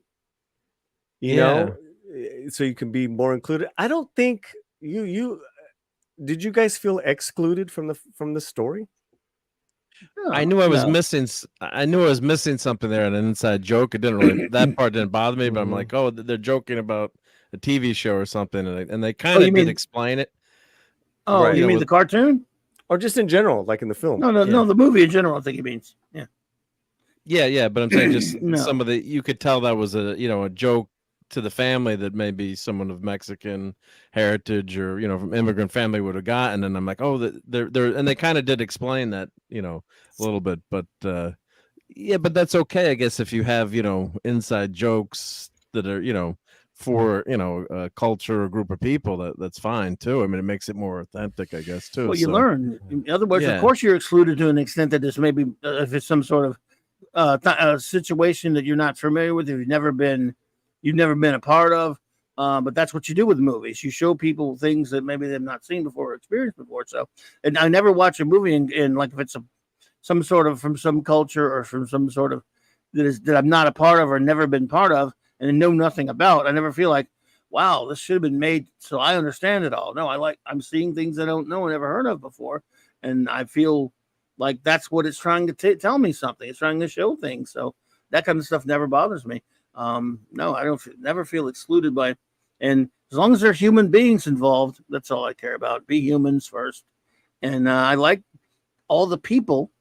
I just, like I said, for me, and I like the family even. For me, at some point, I want it to be about the superhero, focus on him and let his adventures be with him. And I never want to see like the family getting engaged in the action, the serious action of the second half of any film. That's what took me out of it. Other than that, I like the people in the cast. And again, I'm sorry, Bush, but I loved old Xolo. I think he's great in the movie. And I would like to see him get another shot at playing the character again. Yeah, but in regards to Chompolin, it's like, for Halloween, that's what you dress up as. Cool. Or then the kids from that other popular TV show. Oh God, it's Pablo. It's Geektropology's favorite. What's it called? Oh, I'm getting tired. El Chavo de Ocho. Oh, I don't know. El Chavo de Ocho, and it's a neighborhood courtyard, and in the courtyard you have all these kids, and these kids are like now pretty famous. They have been, but they're played by adults. So, it was very, very popular, very, very popular in the Chespirito. Yep. Nice. Then you get exposed to new things too. Maybe I'll go check out that cartoon, or that's good too. I mean, you should never be closed-minded or not open to checking things out. Yeah. Indeed. So that was just a big homage to it. They did a few homages to to different things. Even Air, was it Air Supply and Motley Crue? They had it, as far as music. Oh, that's right. Yeah. Mm-hmm. So Nice. yeah, Oh, man. rough. Yeah, the end credits. Yeah, you can't really say without sport. There's a major reveal, I would say, in the end credits. The Yeah, very first yeah. one. Yes, sir. Stay to the end if you go. alert enough. Yes, we did. Sorry about that. No, I don't think we did. I'm saying we would if we tipped our hand too much about one of them. So yeah, we're good though. No, we don't do a lot of spoiling around here, and when we do, we give way ample warning. So, like what do we review all the time, Mark? That we just go ahead and say screw it, we're spoiling it because Well, the Flash movie, I guess. Yeah, maybe. It comes We didn't review pre-spoiled. that. Strange New Worlds. No, strange. Comes Yeah, but we pre-spoiler. don't review that either. It's trash. Yeah, well, Spoiled, man. Yeah. It's pre-spoiled. filth, You say. yeah. Not worth. Oh, I'm sorry. Not worth Saturday Night waiting. Star Trek. We do spoiler that. So Yeah, that's for sure. it's 30-something years old. She hadn't watched it yet. Well, guys, I'm losing it slowly. So I know, man. You tired, man. I know you're busy. Appreciate You're you, not though, man. losing it, just a little tired. Yeah. but a little bit of both. You still man. had it. You still got it. You've been busy all week, huh? So yeah. It was a big show today. Or Yeah, last week. that was a good show you had today. Did you like Paula. it? Yeah, it was excellent. Yeah, it was very good. Yep. Thank you, man. It was great Thanks, getting the man. director. Yeah, it's and that's a great event that you did. That was congrats on that. You know, that's pretty fun. It was interesting to, as far as when I asked him, I go, is this just a Latino film? He's like, no way, it's for everyone. We want to hear that more. Yeah. Right. Yeah. But see, here's the thing. With this is an example, right? With you ask them what their politics are, or you ask a certain question, they're going to answer. They're in front of the camera, right? Sure. Doing things. You ask them, hey, who's this movie for? He gave you an answer. Yep. Like, this is for everybody. Yeah, sure. It's with Latinos, but we're just a people that's in this world, because he painted a really beautiful world, in my opinion. But it's always interesting to have talks with writers and the directors. We had Manny Perez, the actor from Sound of Freedom, on.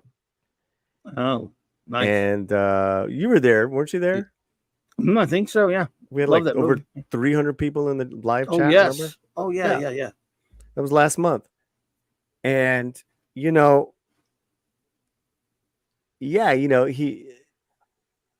talked about that they shot this film in the Fox Studios in Colombia for peanuts, and then they shelved it for years. Yeah. Oh And yeah. It was 2018, right? Yeah.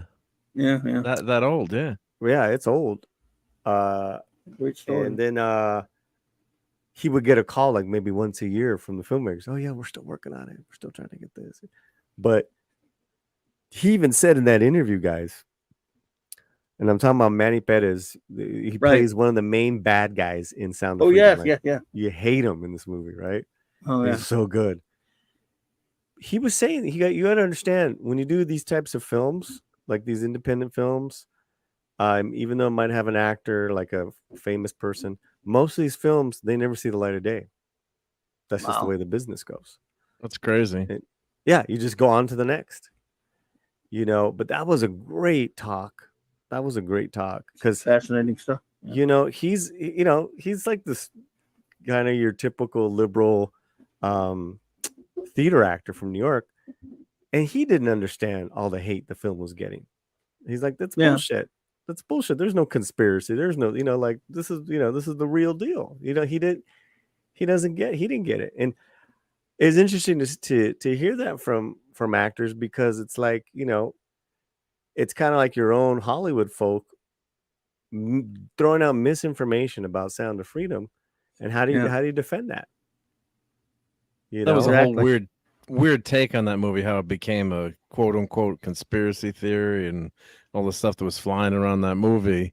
When you'd think that's it's a horrendous subject matter, very difficult subject matter, but you'd think that wouldn't become, such a split between political ideologies. It was really fascinating. I think the internet plays a part of that, good or bad. We've got the internet to stay, but I was shocked by how how could you attack a movie like that? I mean, it didn't make Crazy sense, stuff. but yeah. Brother, Yep.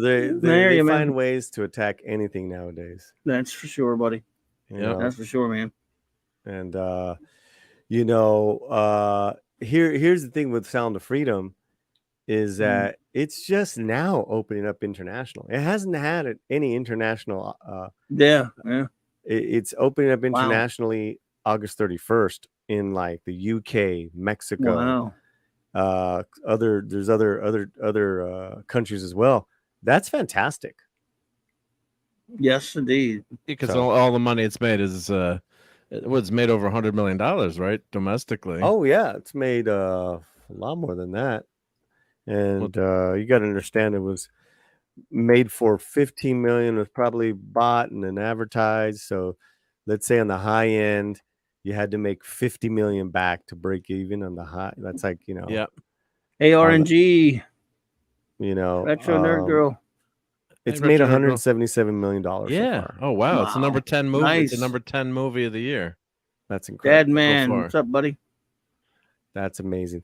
So the film will be released August 31st in 2, 4, 6, 8, All right. basically all of Latin America.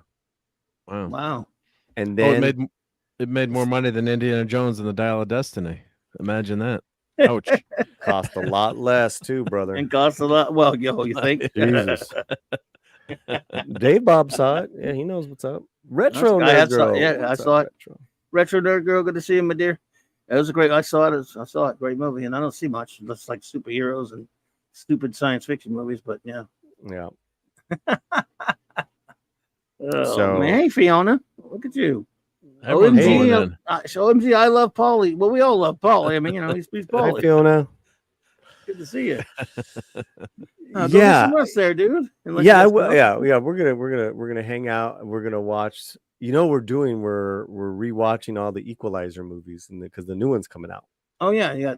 The third one's coming out. Toxic- The third one, right? the third one. So Third one. Yeah. we're almost done rewatching the first 3. one, which is so good.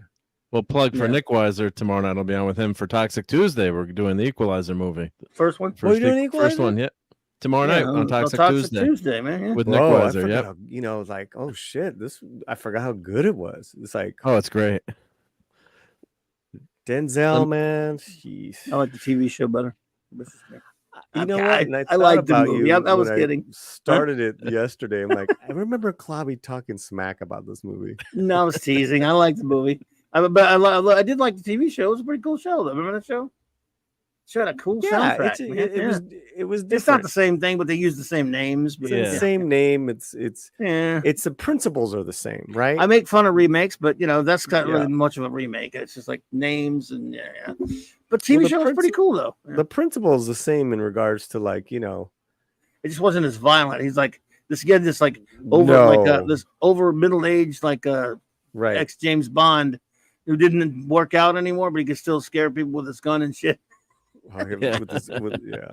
Yeah, that's pretty Well, cool though. I gotta go, guys. All right, brother. Take care, Paulie. Be good, man. We We'll have appreciate guys you, on the man. show Thank you. soon. What's Thanks that? for fun, being here, yep. buddy. I said thanks for being here, man. I really appreciate it. No, man, it's been too long. Much love Yes, to the sir. chat.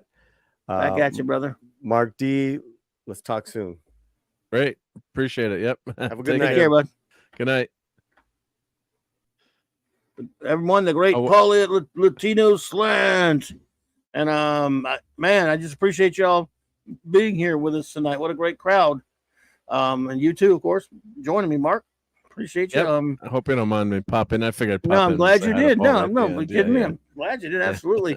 But I have been I have been somewhat remiss in my gentlemanly host duties. So may as well shout everybody out, but now that they're here. I mean, we have a great Well, crowd that was listening. This Yeah. that's what I do that now. Yeah, well, how long is it going to take? Check. This is an Equalizer movie joke. Check your watch and see how quickly you can do it. That was one of the best scenes in the movie. When Denzel, he looks at his watch and he's like 13 seconds or whatever it is, and he's counting down. He's like, I'm losing it. It took me 17 seconds to clear the room. Well, I'll have to watch that one day. I watched part of it, I think. Oh, you've never seen the movie? I think I've seen it. Part of it a while back, but you know me and my remakes. But That's okay. Yeah. I'll just go out and shout out everybody who's here with us. Of course, we have the great I'll shout out the wrenches first. Eric K, the Bronze Wrencher, Vindicator Wrench of the Great White North, Chris Persia. We're not leaving or anything, folks. We're just shouting you out. Lord Thoth, Avon lives, long live the Legion, J-Man, Hungry Boy, Kal-El, Steven, Maddie's Daddy, Fandy Outsider, Max Redstone, the wrenches, of course. And look how many great friends are here with us tonight. Penny, Gragnar, could not be reached for further comment. Brian Hepburn. Let's see here. Well, a lot of great friends popped in tonight. Matthew Powder. My chat is wonky. Wagner, Brian Hepburn. I think I already said him. Keely Chow. Admiral Teague popped in. The wonderful Purple Valkyrie was here. I don't know if she's still here, but I hope so. But Purple, it was such a great thrill to see you here with me, popping in tonight, my dear. Salty Texas, thank you so much, buddy. Really appreciate you. Pat S. Simply Steve. Larry. Your Muslim uncle. Let's see here. Bush Pan Down. Good to see you. I want to get everybody caught up on. I just don't like being behind on the shout outs, but I didn't know how long I was going to have Paulie, so I wanted to get that done first. I'm so happy Paulie came in to hang out with us. Fletcher Williams, buddy, JT Kirk. Let's see here. Where are you? Dave, Bob, Dad, man. All right.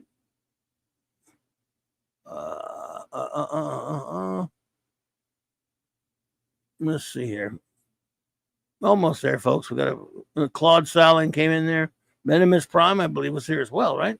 Doc Fortune was here. He might still be here. Hope so. Dave G Sound. Bush Pan Down, as I've already said, I think. Hang on, folks. Almost there. Just wanted to get caught up. Here. If I miss anybody, I'll make sure I check back later. Yeah. Juxtapose was here. Hey. Might still be here, too. Never know. Ravenscroft. I believe Ravenscroft was running. Had to run, but thank you for being here. I know Penny had to run as well. Let's see here. Okay, just want to make sure I got every. Oh, Eldrix Lord Hoster, thank you so much, buddy. Appreciate you for that. Thanks for becoming a member. Oliver Bellamonte. Let's see. Where are we at? Zachariah was here, is here, might still be here. You never know. All right. Let's see. Okay, just want to make sure. How close am I now?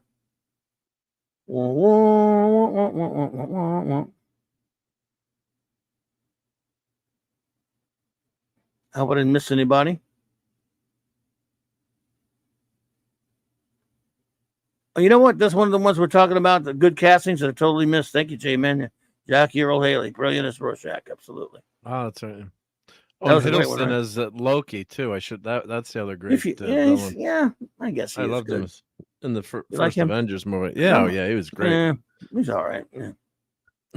He's okay. No, I mean, I don't know. I like him, but yeah, he's good. He's really good. Glenzer, the great Dave Bob.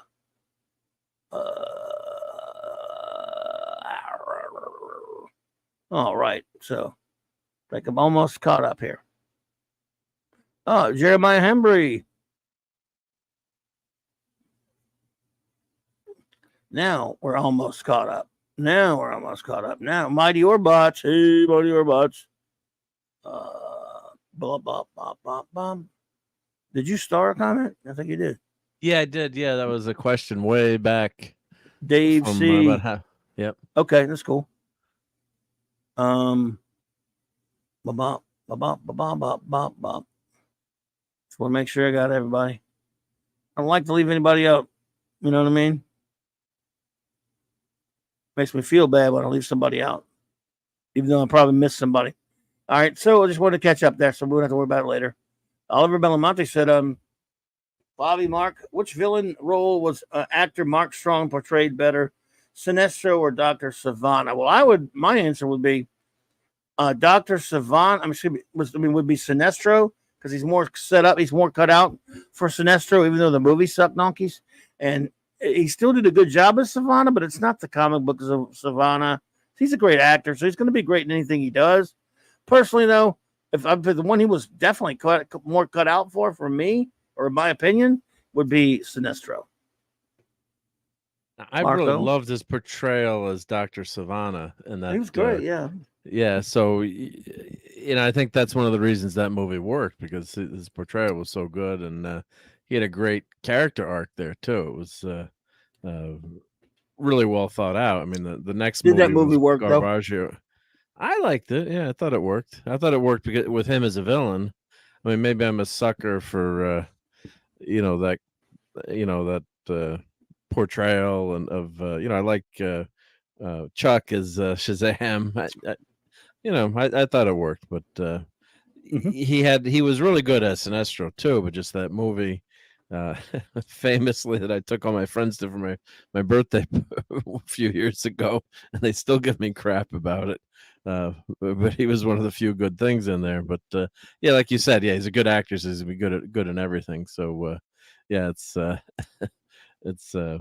tough one to choose. But I think I'd go with I think he had a bigger role as Savannah in Captain Marvel, so probably go with that one.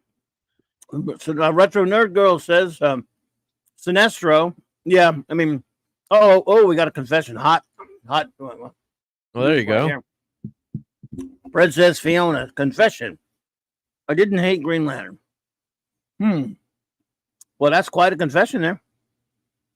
I got to say I do hate it, but there's some things in there that I think could have worked out. However, there's nothing to confess about. There's nothing wrong. Believe me. Ash liked it. We have a very dear friend of ours that you may not be familiar with from the old days of the Global Geek Gang, because he doesn't make it here much anymore, Fiona, because he lives on the other side of the world. But it's a young man by the name of Ash Singh, and he loves. I mean, he's like 20, 21 now, whatever. But he loves the Green Lantern movie. And back a few years ago on the Global Geek Gang, which took place on Thursdays in the daytime, I did a two-parter. We did the Green Arrow Roundtable. Excuse me, Arrow. Listen to me, I'm an idiot. Green Lantern Roundtable. Right. And he came in with a whole. I mean, he did a lot of research. A whole big, gigantic. I mean, written up, nicely produced, put together piece like a defense of the Green Lantern movie. And I mean, he did a marvelous job. So much so that it had been over a decade since I watched the thing. I watched it in the theater one time, maybe on TV once after that, but I hated it. And I said, you know what, Ash? Ash is a good dude, by the way. Good young man. Yep. I will go watch it. He said, watch the extended cut or whatever. And I don't have it. But it was on Netflix. So you know what, dude? You talked me into it. You talked me into going and watching Green Lantern for the first time in over a decade. Brian Hepburn said he hasn't seen Green Lantern. Well, if you're a Green Lantern fan, the more luck to you. More lucky you. But in fact, I know somebody who's like tortured people by making them go see it at the theater, but I won't say who it is. So,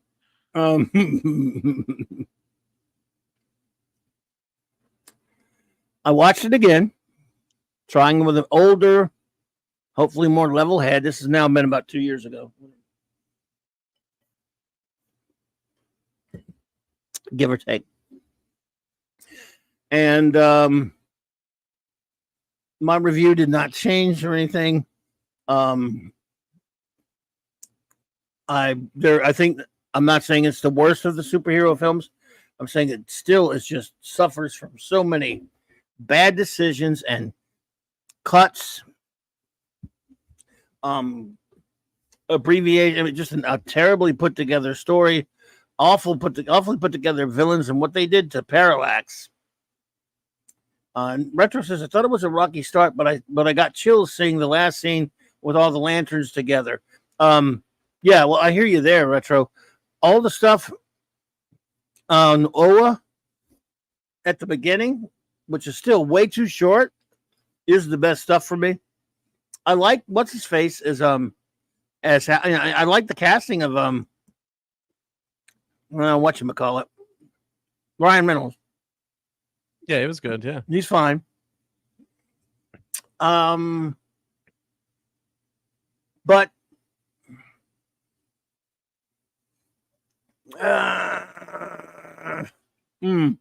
costume's terrible. Obviously, terrible cut CG. the Hector CG Hammond. mask was a big mistake. Yeah, Hector Hammond's terrible. Why in the hell did we need? Tim Robbins Peter Skarsgård was or Peter Hector Hammond. Skarsgård? And Takiti Yeah. Wahidi was in that too. Don't forget. Yeah, Tim Robbins. He was in it. Yeah. I just thought it was so much in what they did with whatchamacallit. Parallax was terrible. I hate Parallax anyway. There's just so many bad mistakes.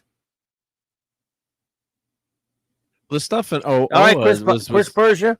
Have a good one, buddy. Good night, Chris. Take care, Chris. The stuff on and the go ahead, Nip. I was just gonna say, Fiona, it's no big deal. Since I'm not claiming it's a great movie, really kind of like it, and it took a. Hey, look, nothing. I mean, look, there's nothing wrong with that. Not claiming it's a great movie, and kind of like it. Guilty. No, look, hey, I'm that way about a lot of movies. I'm that way, but you wouldn't believe how many movies I'm that way about. I actually like Green Lantern, Brian Hepburn, maybe the minority though. See, Dad, man, there you go. And you and Retro Nerd Girl. I should have invited you guys to my birthday party. So, hey, would have been and Ash, people pissed off at me. Hey, you should hear Ash make his case for it, Princess. He loves it. And so, look, just because, yes, obviously most people beat up on it, I could name you some movies I like that nobody else likes. I'm going to, and of course, and if someone even could tell you that even more, it's Mr. Mark here. But maybe you should tell her about your experience. Well, that party that for my birthday party, so I invited everyone, and then and I'm like, I didn't think the movie was that bad. Come on, guys, it's not that bad. Like, that movie was terrible. What are you kidding me? It was horrible. It was the worst thing I ever saw. Ridiculous, And they know I obviously love comic books. So I'm a sucker for comic book movie to begin with, and I still hear, and your friends you always have inside jokes with your friends. And, if I say, hey, let's go see this. And, is it going to be as bad as the Green Lantern movie? If I'd asked my friends to go see Blue Beetle, that would have been the first thing out of their mouth. So, but I'm glad some people enjoyed it. Yeah, it wasn't all bad. The stuff on Oa, I thought was really good, but just the training sequences, I'm like, I want to just see more of Hal, in space with the core, and then to go right to Parallax, which I know you have a ton of problems with, and a lot of people despise Parallax and what they did to Hal Jordan, and eventually they fixed that. But to go right to that, when you've got all that wealth of comic book stories you could tell with Green Lantern, and to have him based on Earth was really a big mistake. Let's get him out in the stars, and that's what Green Lantern's all about. Obviously you start off on Earth, but that's what the big miss on that movie. And they tried to cram in way too much. And with the Green Lantern Corps, it's like, I want more of Kilowog. Let me see more of TwoMorrows. I want to see these characters and really get 5 minutes with them. And it's just not enough. But yeah, hopefully eventually they'll get another swipe at it. But if you want to see Green Lantern, watch the animated series, that 3D. It was on HBO, I think, originally, HBO Max. It's a very Star Trek-esque type show, Really, really good. I'm forgetting the name of the. Was it called just the Green Lantern, or was it? Trying to remember the Um, name of that one. they were just called Green Lantern, wasn't it? Green Lantern, right? But it's a computer animated. But it's a great show. Stories on that in that show are fantastic. So if you want, something Green Lantern that's not in the funny pages, Good night, D Bud. highly recommend that. Yep. Take care, D Bud. Well, everyone, since of course, again for those who don't know, who came in later, I had a weird day. I had some Kirby stuff planned, like reviews and stuff, but around 11 o'clock this morning, my power went out. And if you know where I live, when you use power down here, and when you lose power down here with the deadly, heat that we have, I went and sat around for like a couple hours in the coolest part of home, trying to hope that it would come back on, and it did not. So I went out and just had. I mean, it got so bad in here that I couldn't. I had to get out, and it was at least driving around in my truck wasn't so bad. So I went and tried to drive to a place to sit at a restaurant just to chill out, as they say. And even the place I wanted to go, even around, in other words, it was a pretty big, wide outage for some reason. So I had to go way out somewhere, went and sat for a couple hours. Needless to say, but it eventually came back on, fortunately. But by the time I got home, I had no time to get anything prepared. So this became, even though it's Jack Kirby month, I came on here. I went on with J-Man and the friends earlier and had our fun Legion show. I really wasn't sure what I was going to do. Then out of nowhere, when I was just getting started, Polly popped up, and I was just so happy to see Polly. I haven't hung out in a while. I know he's a busy man, so I don't like to bother him and ask him to come on. So I'm glad he popped in, and we had a little impromptu visit with the great Polly of Latino Slant. But so I figured I got to do at least something Kirby related. It's not much. It's more like a Kirby public announcement. It's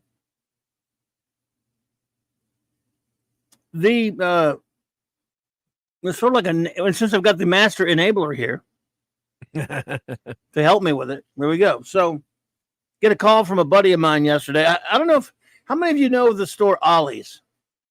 Anyone live near an Ollie's? I do not, unfortunately. For many years, it's called Ollie's, big stuff, good stuff, cheap. It's called, like, it's one of those places where you get relatively cheaper stuff. They have a big book section. It's about like 4 or 5 years now. We've had some around my area, and for a while in the older days, oh man, once in a while something. They got tons of old not old, but newer trade paperbacks that nobody wants, and even some bagged up comics that nobody wants, bagged up in bundles, and the occasional hardcovers and different here and there. So over the past few years, up until about at least a few years back, we were every now and then able to snag something pretty cool. Dirt cheap too. Whether it's a archive, a Marvel or a Masterwork or a DC archive for like $6-7. Some other hardcovers for dirt cheap, like $5-6. Trade paperbacks really cheap, and it's pretty cool. It was once in a while, and you would see someone would come up on Facebook and say, "Look what I found at the Ollie's near me." They're all over the country. So, I haven't gotten a call like that from a buddy in a long time. Usually, for the past couple of years, the ones down south haven't gotten shite. But still, sometimes on Facebook, I'll see somebody will praise something, and they're probably up north somewhere going, "Whoa, look what I found at Ollie's." And again, we're talking crazy prices. A few years ago, for example, I got the 75th anniversary Captain America Vibranium edition, which is bigger. It's not a coffee table book. It's bigger than a coffee table.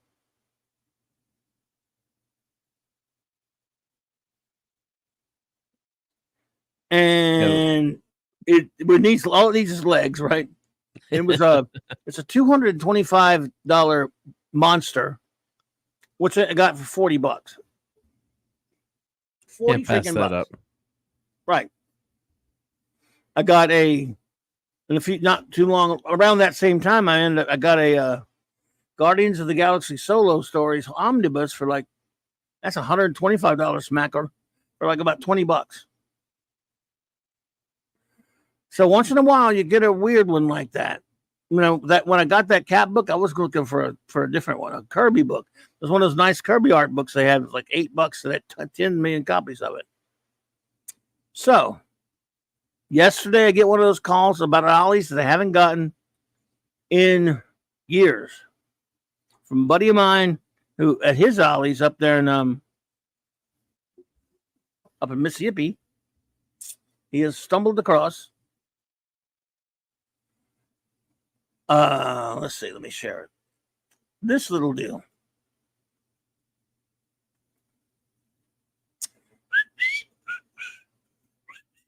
At a ridiculously nice price. Jack Kirby Bronze Age Omnibus. Oh wow. For about $30, I think. 20 to $30, I think what it was. And I think it's like 30 something bucks. That's like $120 some odd $150 book or whatever it is. It's got some of Kirby's miscellaneous 70s work from the Bronze Age, Losers, In the Days of the Mob, Spirit World, Atlas, Starman, OMAC. It's got some of his other Bronze Age stuff in there. Superpowers, Demon, Cobra, all of his stuff that wasn't printed in the Fourth World Omnibus. That's a beautiful book right there.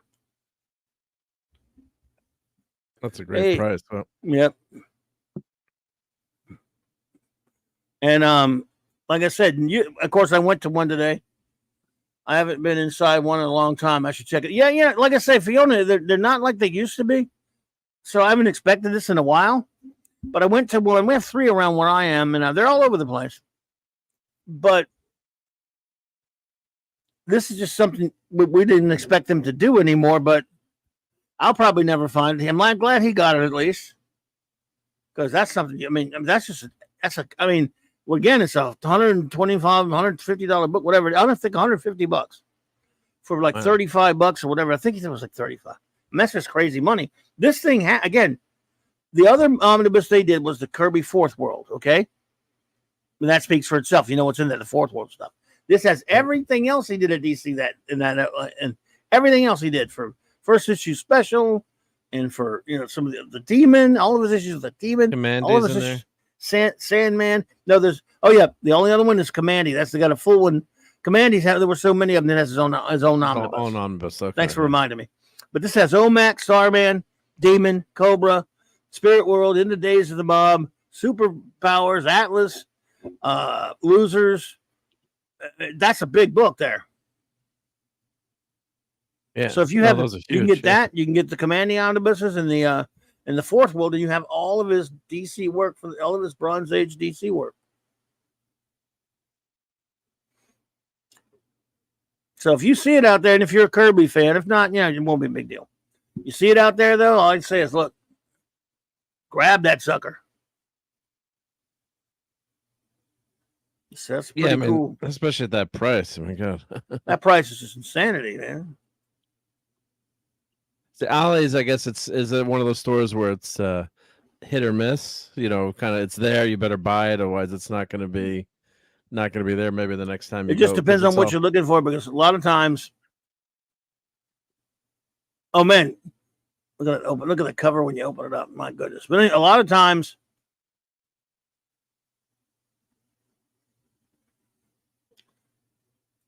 it's the same stuff sits there forever. But yeah,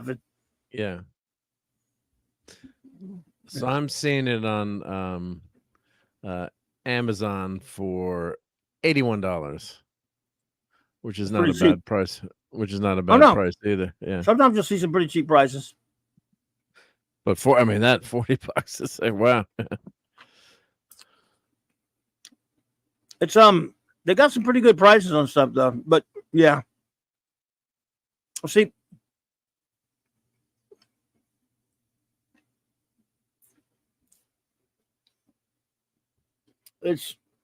that's such crazy money for an omnibus though. This one, So you have to buy it, right? Now you can't read it because you get a hernia.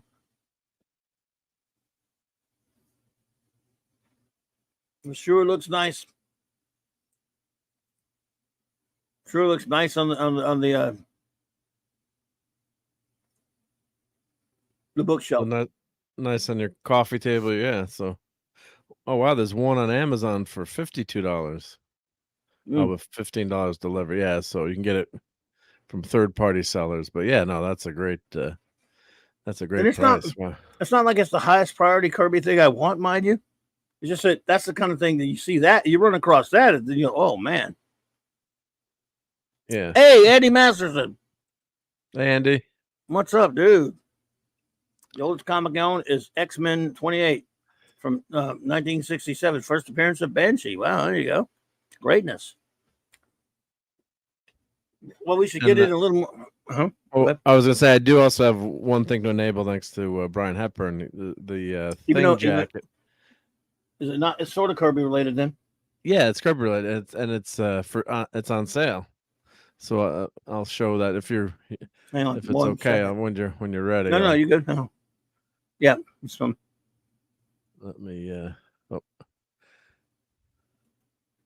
Go for it. So I'll present this. So thank you to Brian for enabling. So here is the thing hoodie. So it's on sale. Went from $60 to $35, and they have a XXX, which should fit me in my radiation-induced form, which made me a lot bigger than I used to be. You know, those cosmic rays make you bigger. So it's only $35. So I just texted it to my wife and kids. I said, I bet that thing's like paper thin. I don't even care if it's paper thin. I wouldn't care. I don't care. A lot of times stuff like that is like paper. It's like toilet paper. Yeah. And then the pins are on sale too. Good night, Dave Bob. Good night, Dave Bob. Let me put the link in for this. That's a big ugly link, but it's not gonna work. I'll put it in a second. I'll have to shrink the link. The link needs shrinkage.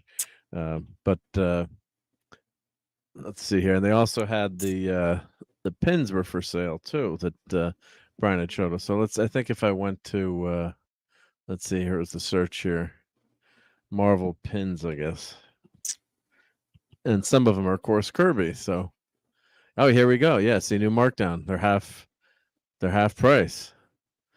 Yeah. So that's not Kirby art, but no. Oh God, I might.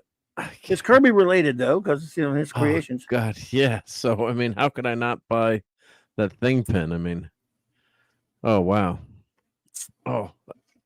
only for $10. If I had to pick just two, I guess I'd get Benji and Dr. Doom. Doom, maybe, yeah. Yeah. How much are they? $10 each now. Yeah. What were they? Were 17? They were $19. $18 before. Wow. Yep. Yaggle. Not bad. Not bad at all. Not bad. Yep. So thank you. Thank you, Brian. Yeah. Yeah. That's crazy talk. Crazy talk, right? Yep. Yeah, I like it. Yep. So I'll put the link in there. Yep. I guess I feel like I need to do a little bit more Kirby. I don't know what, but I don't know what though, but something Kirby, because we didn't Kirby enough tonight. I feel a responsibility for some Kirbying. You know, why not? Why not? Right? I just can't think of what. You know, I didn't get a chance to review a Kirby, do a comic, so or which one I wanted to review. I think Wednesday night definitely review 2 Kirby comics. Maybe. I don't know. I can't decide what to do anymore. I don't know what to do. Oh my God, no. So Let's see. Have you reviewed any Commandy Um, comics on your show? No, I'm thinking about doing that soon. Maybe review some Commandy.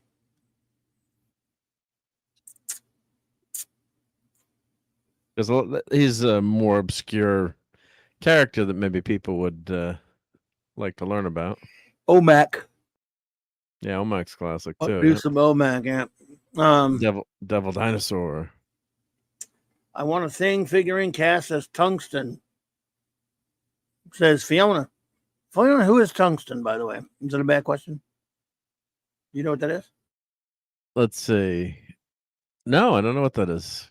I'm a dumbass and do not know what that one is, Fiona, but I can learn, though. I can learn. Made out of tungsten, steel. I'm not sure. Yep. Cast of tungsten. Yeah. So yeah, it's a form of. Well, we got rocks on our alloy. heads here. Yes, we like rocks, so we don't sort of sit in alloy. It's an alloy, eh? Made of the metal tungsten. Yeah. Well, I do have Really heavy. Nice. I do have a really heavy thing. I don't know if I can reach it to show it, but Corgi did a series of statues years ago, and those are heavy suckers. And I do have a thing one. Yeah, but maybe that time. You know what? We still have a little bit of Kirby month left. We should probably just do it. Yeah. Do our show dedicated to the thing. All right. Let me look at my map. Let me look at my where's my stupid calendar? Today is the 21st of August. We've got 1, 2, 3, 4 more. One, 2, 3 more Kirby shows to do after this, as far as Jack Kirby was. Yeah. All think that the 30th, the last show of the month, because see next week, Wednesday, I got to figure out what we do Wednesday. The next Kirby show after that is next week from tonight, the 28th. That's Jack's birthday celebration.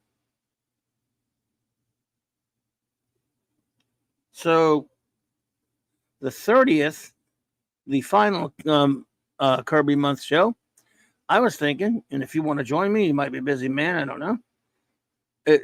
Once again, let's talk about Jack's all-time greatest creation, Benjamin J. Grimm, the Ever-Loving Blue-Eyed Thing. Right. Our favorite comics, favorite things about the character. And you can, of course, if you would like to arrange, you're a busy man, if you may not be able to make it, but if you can, if you want to show some of your greatest toys of him. Some of my things? Well, I didn't want to put it quite that way, but, it's basically the yin and yang of it, yes. Yeah.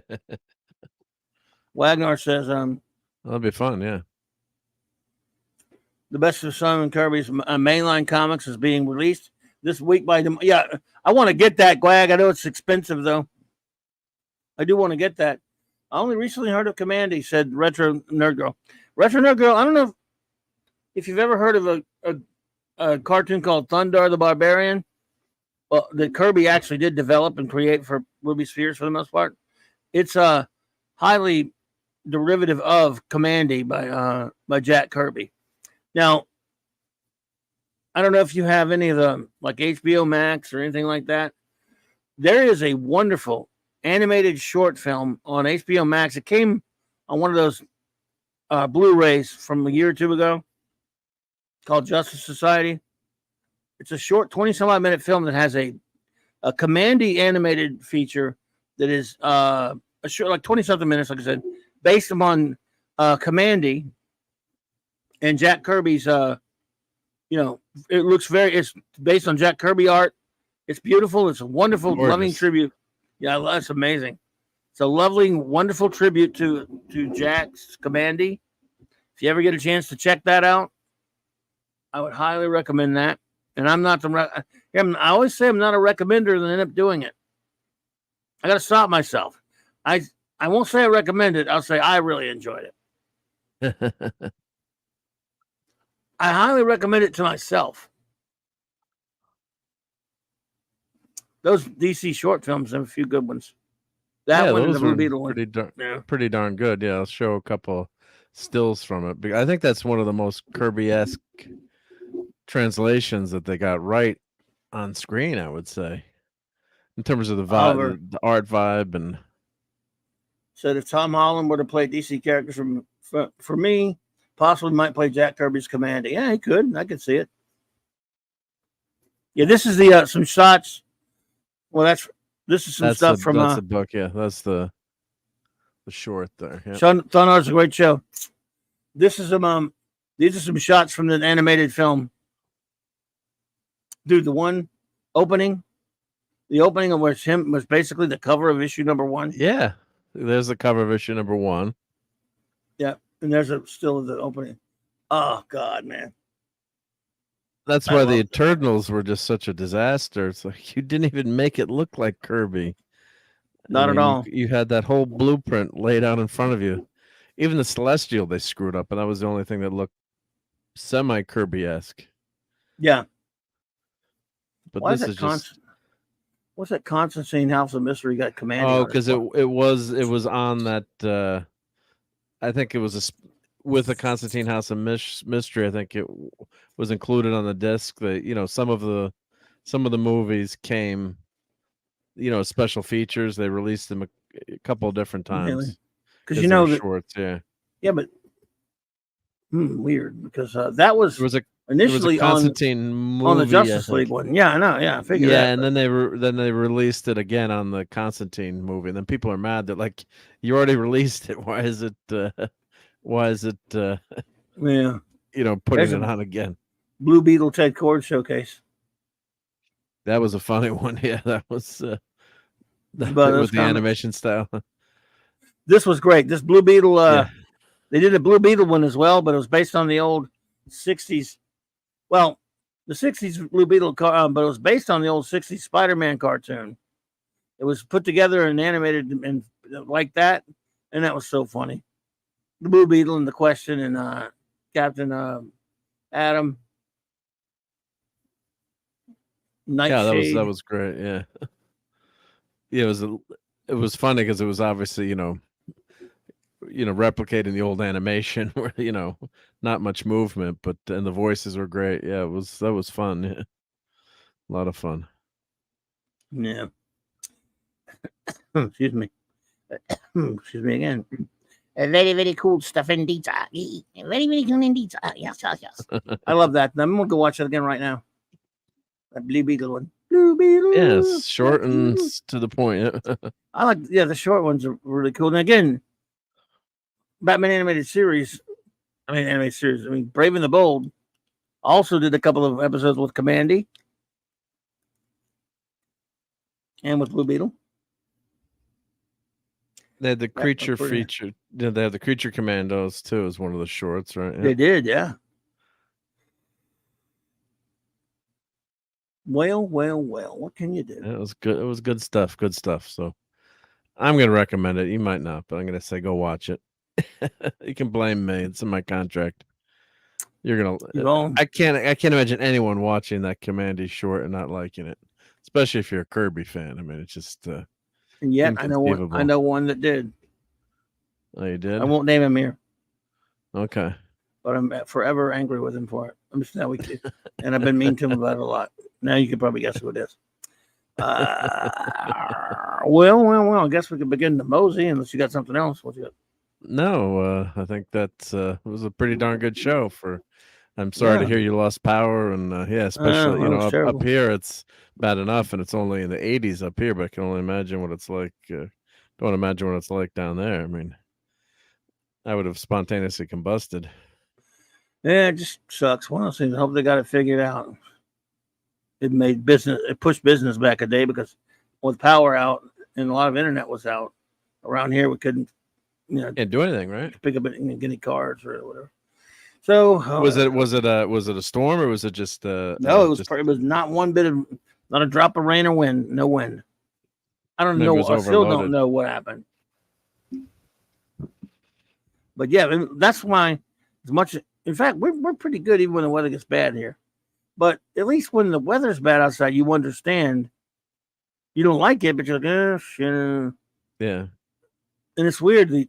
For about 2 times in the 3 hours that I sat up on the couch waiting for the air to come back, I heard a little once. Oh, And you could just like, like, oh, that means that's promising. You're going, if there was a little, and like the fan actually moved for like a split second, the ceiling fan. 1 second, you got something. Right. You're going, at least I know they're working on it.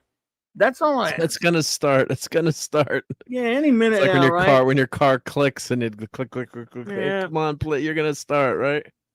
Any minute now, we're gonna get it back on. So after that first, Jax Momo, hey there, my friend. Hell. Good to see you. So you're going any minute now. Here it comes. I know I can feel it. I can feel it. Then I remember an hour or two later, I kind of like it was getting so hot it was tougher to stay asleep. I was sitting and I hear, and there it goes again. Oh, and it starts moving again, right? But no such luck, right? And I wanted to go to Twin Peaks and just sit there. They also were without power. And places that weren't without power were without internet. So, Yeah, and again, the weather was fine. You can't get business done. But the internet these days. No. Yeah. Weird stuff, dude. Yep. So what you got going on, dude? Well, we got Toxic Tuesday tomorrow night with the Equalizer. So come on over to Nick's channel and hang out. We always have a great time on that panel, and it's a fun. I should say fun movie. It's always a fun time. That's a good movie. We had a lot of fun. We had a lot of fun last week with the Jean-Claude Van Damme movie. Well, at least you got an actor this week. Yeah, we all liked the movie, but we made fun of it last week. Which don't want Jean-Claude Van Damme to come do a split and kick me in the face. But it's the acting in those movies. His movies aren't the best, but the action is great. So yeah. We do like it, but tomorrow night's the Equalizer, and we'll be back with Sunday Night Geekery on Sunday night. So looking forward to seeing the gang there, and of course the Clubhouse, which you're going to plug, I'm sure, on Thursday night, and we have a new episode of UFO to cover. So hopefully do a watch party on Thursday night for that too. Excellent. Well, my dear friend, thank you so much for being here with us tonight. Really appreciate it. Want to extend a big thank you to the great Paulie of Latino Slant. If you've not already, please go to his channel and subscribe. For hanging out with me, talking about Blue Beetle and other movies and stuff like that. He's got just an amazing dude. He's been a very good friend to this channel and to me for over 3 years now. And love to the great Paulie, folks. So let's see here. Well, tomorrow night throughout the week where I'll be is here and there and there and here. I'll be on the Great Midnight Heads After Dark, hanging with Tom and the gang, 6 p.m. Central Standard Time. And there's that, of course. And on Wednesday nights, I'll hang out with when he's able to do it, the Great Stone Loki for the Comic Book Roundtable. And always fun doing that. Let's see. Friday nights, of course, I'll be hanging out with the great J-Man doing Fourth World coverage. Jack Kirby's Fourth World, reviewing all of that. We're having a great time doing that. And then, of course, Nick Weiser and the gang, the Comic Book Shop Boys, 8:30 Central, having all kinds of fun doing that. And then, of course, the middle of the week is Wild Card Wednesday night, which I've got something planned. Not sure exactly what yet, but we'll figure it out. And of course, Thursday nights, also 9 p.m. Central Standard Time, Globby's Clubhouse. Raquel and Mark D with us, hanging out with me, reviewing Tales of Tomorrow and Jerry Anderson's UFO and Star Trek Early Voyages, a Trek comic. And then there is, of course, Saturday night Star Trek. 4 more episodes of Star Trek Voyager.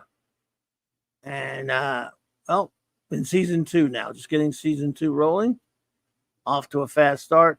And you were all amazing this past weekend. And I can't wait to see you all. And then, of course, then, as we all know, it's time for the Geekery. Sunday Night Geekery, 10 p.m. Eastern Standard Time on the Great Mark D with a Cheese channel. We'll see it as always, lots of great fun geeking out about different things. And then you get hungry and eateries, yeah.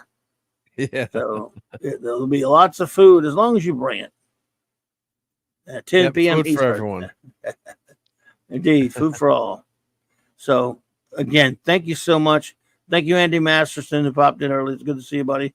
Fiona, Jack's Mama, Butch Pandown, all you wonderful ladies and gents. What a great night. Big shout out, Paulie, and everyone else. Thank you so much. Have a fantastic remainder of your weekend. Oops. Should have said it in the wrong place.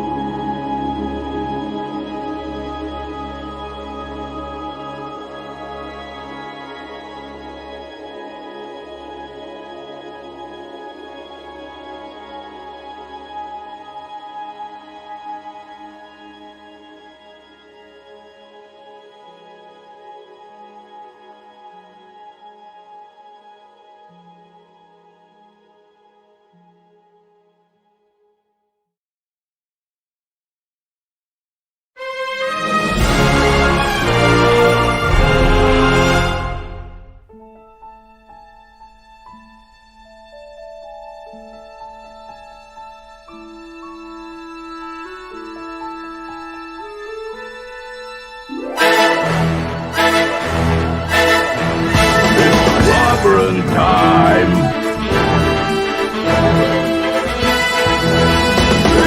Clobberonimo!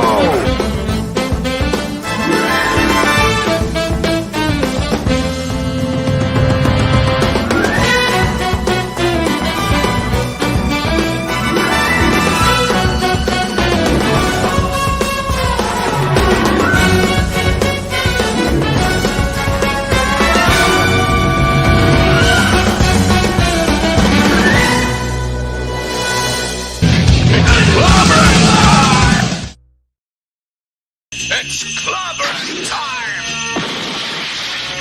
Brain and brain, what is brain? Your agonizer, please. I'm a doctor, Mr. Neelix, not a decorator. Draw that man in a chicken suit.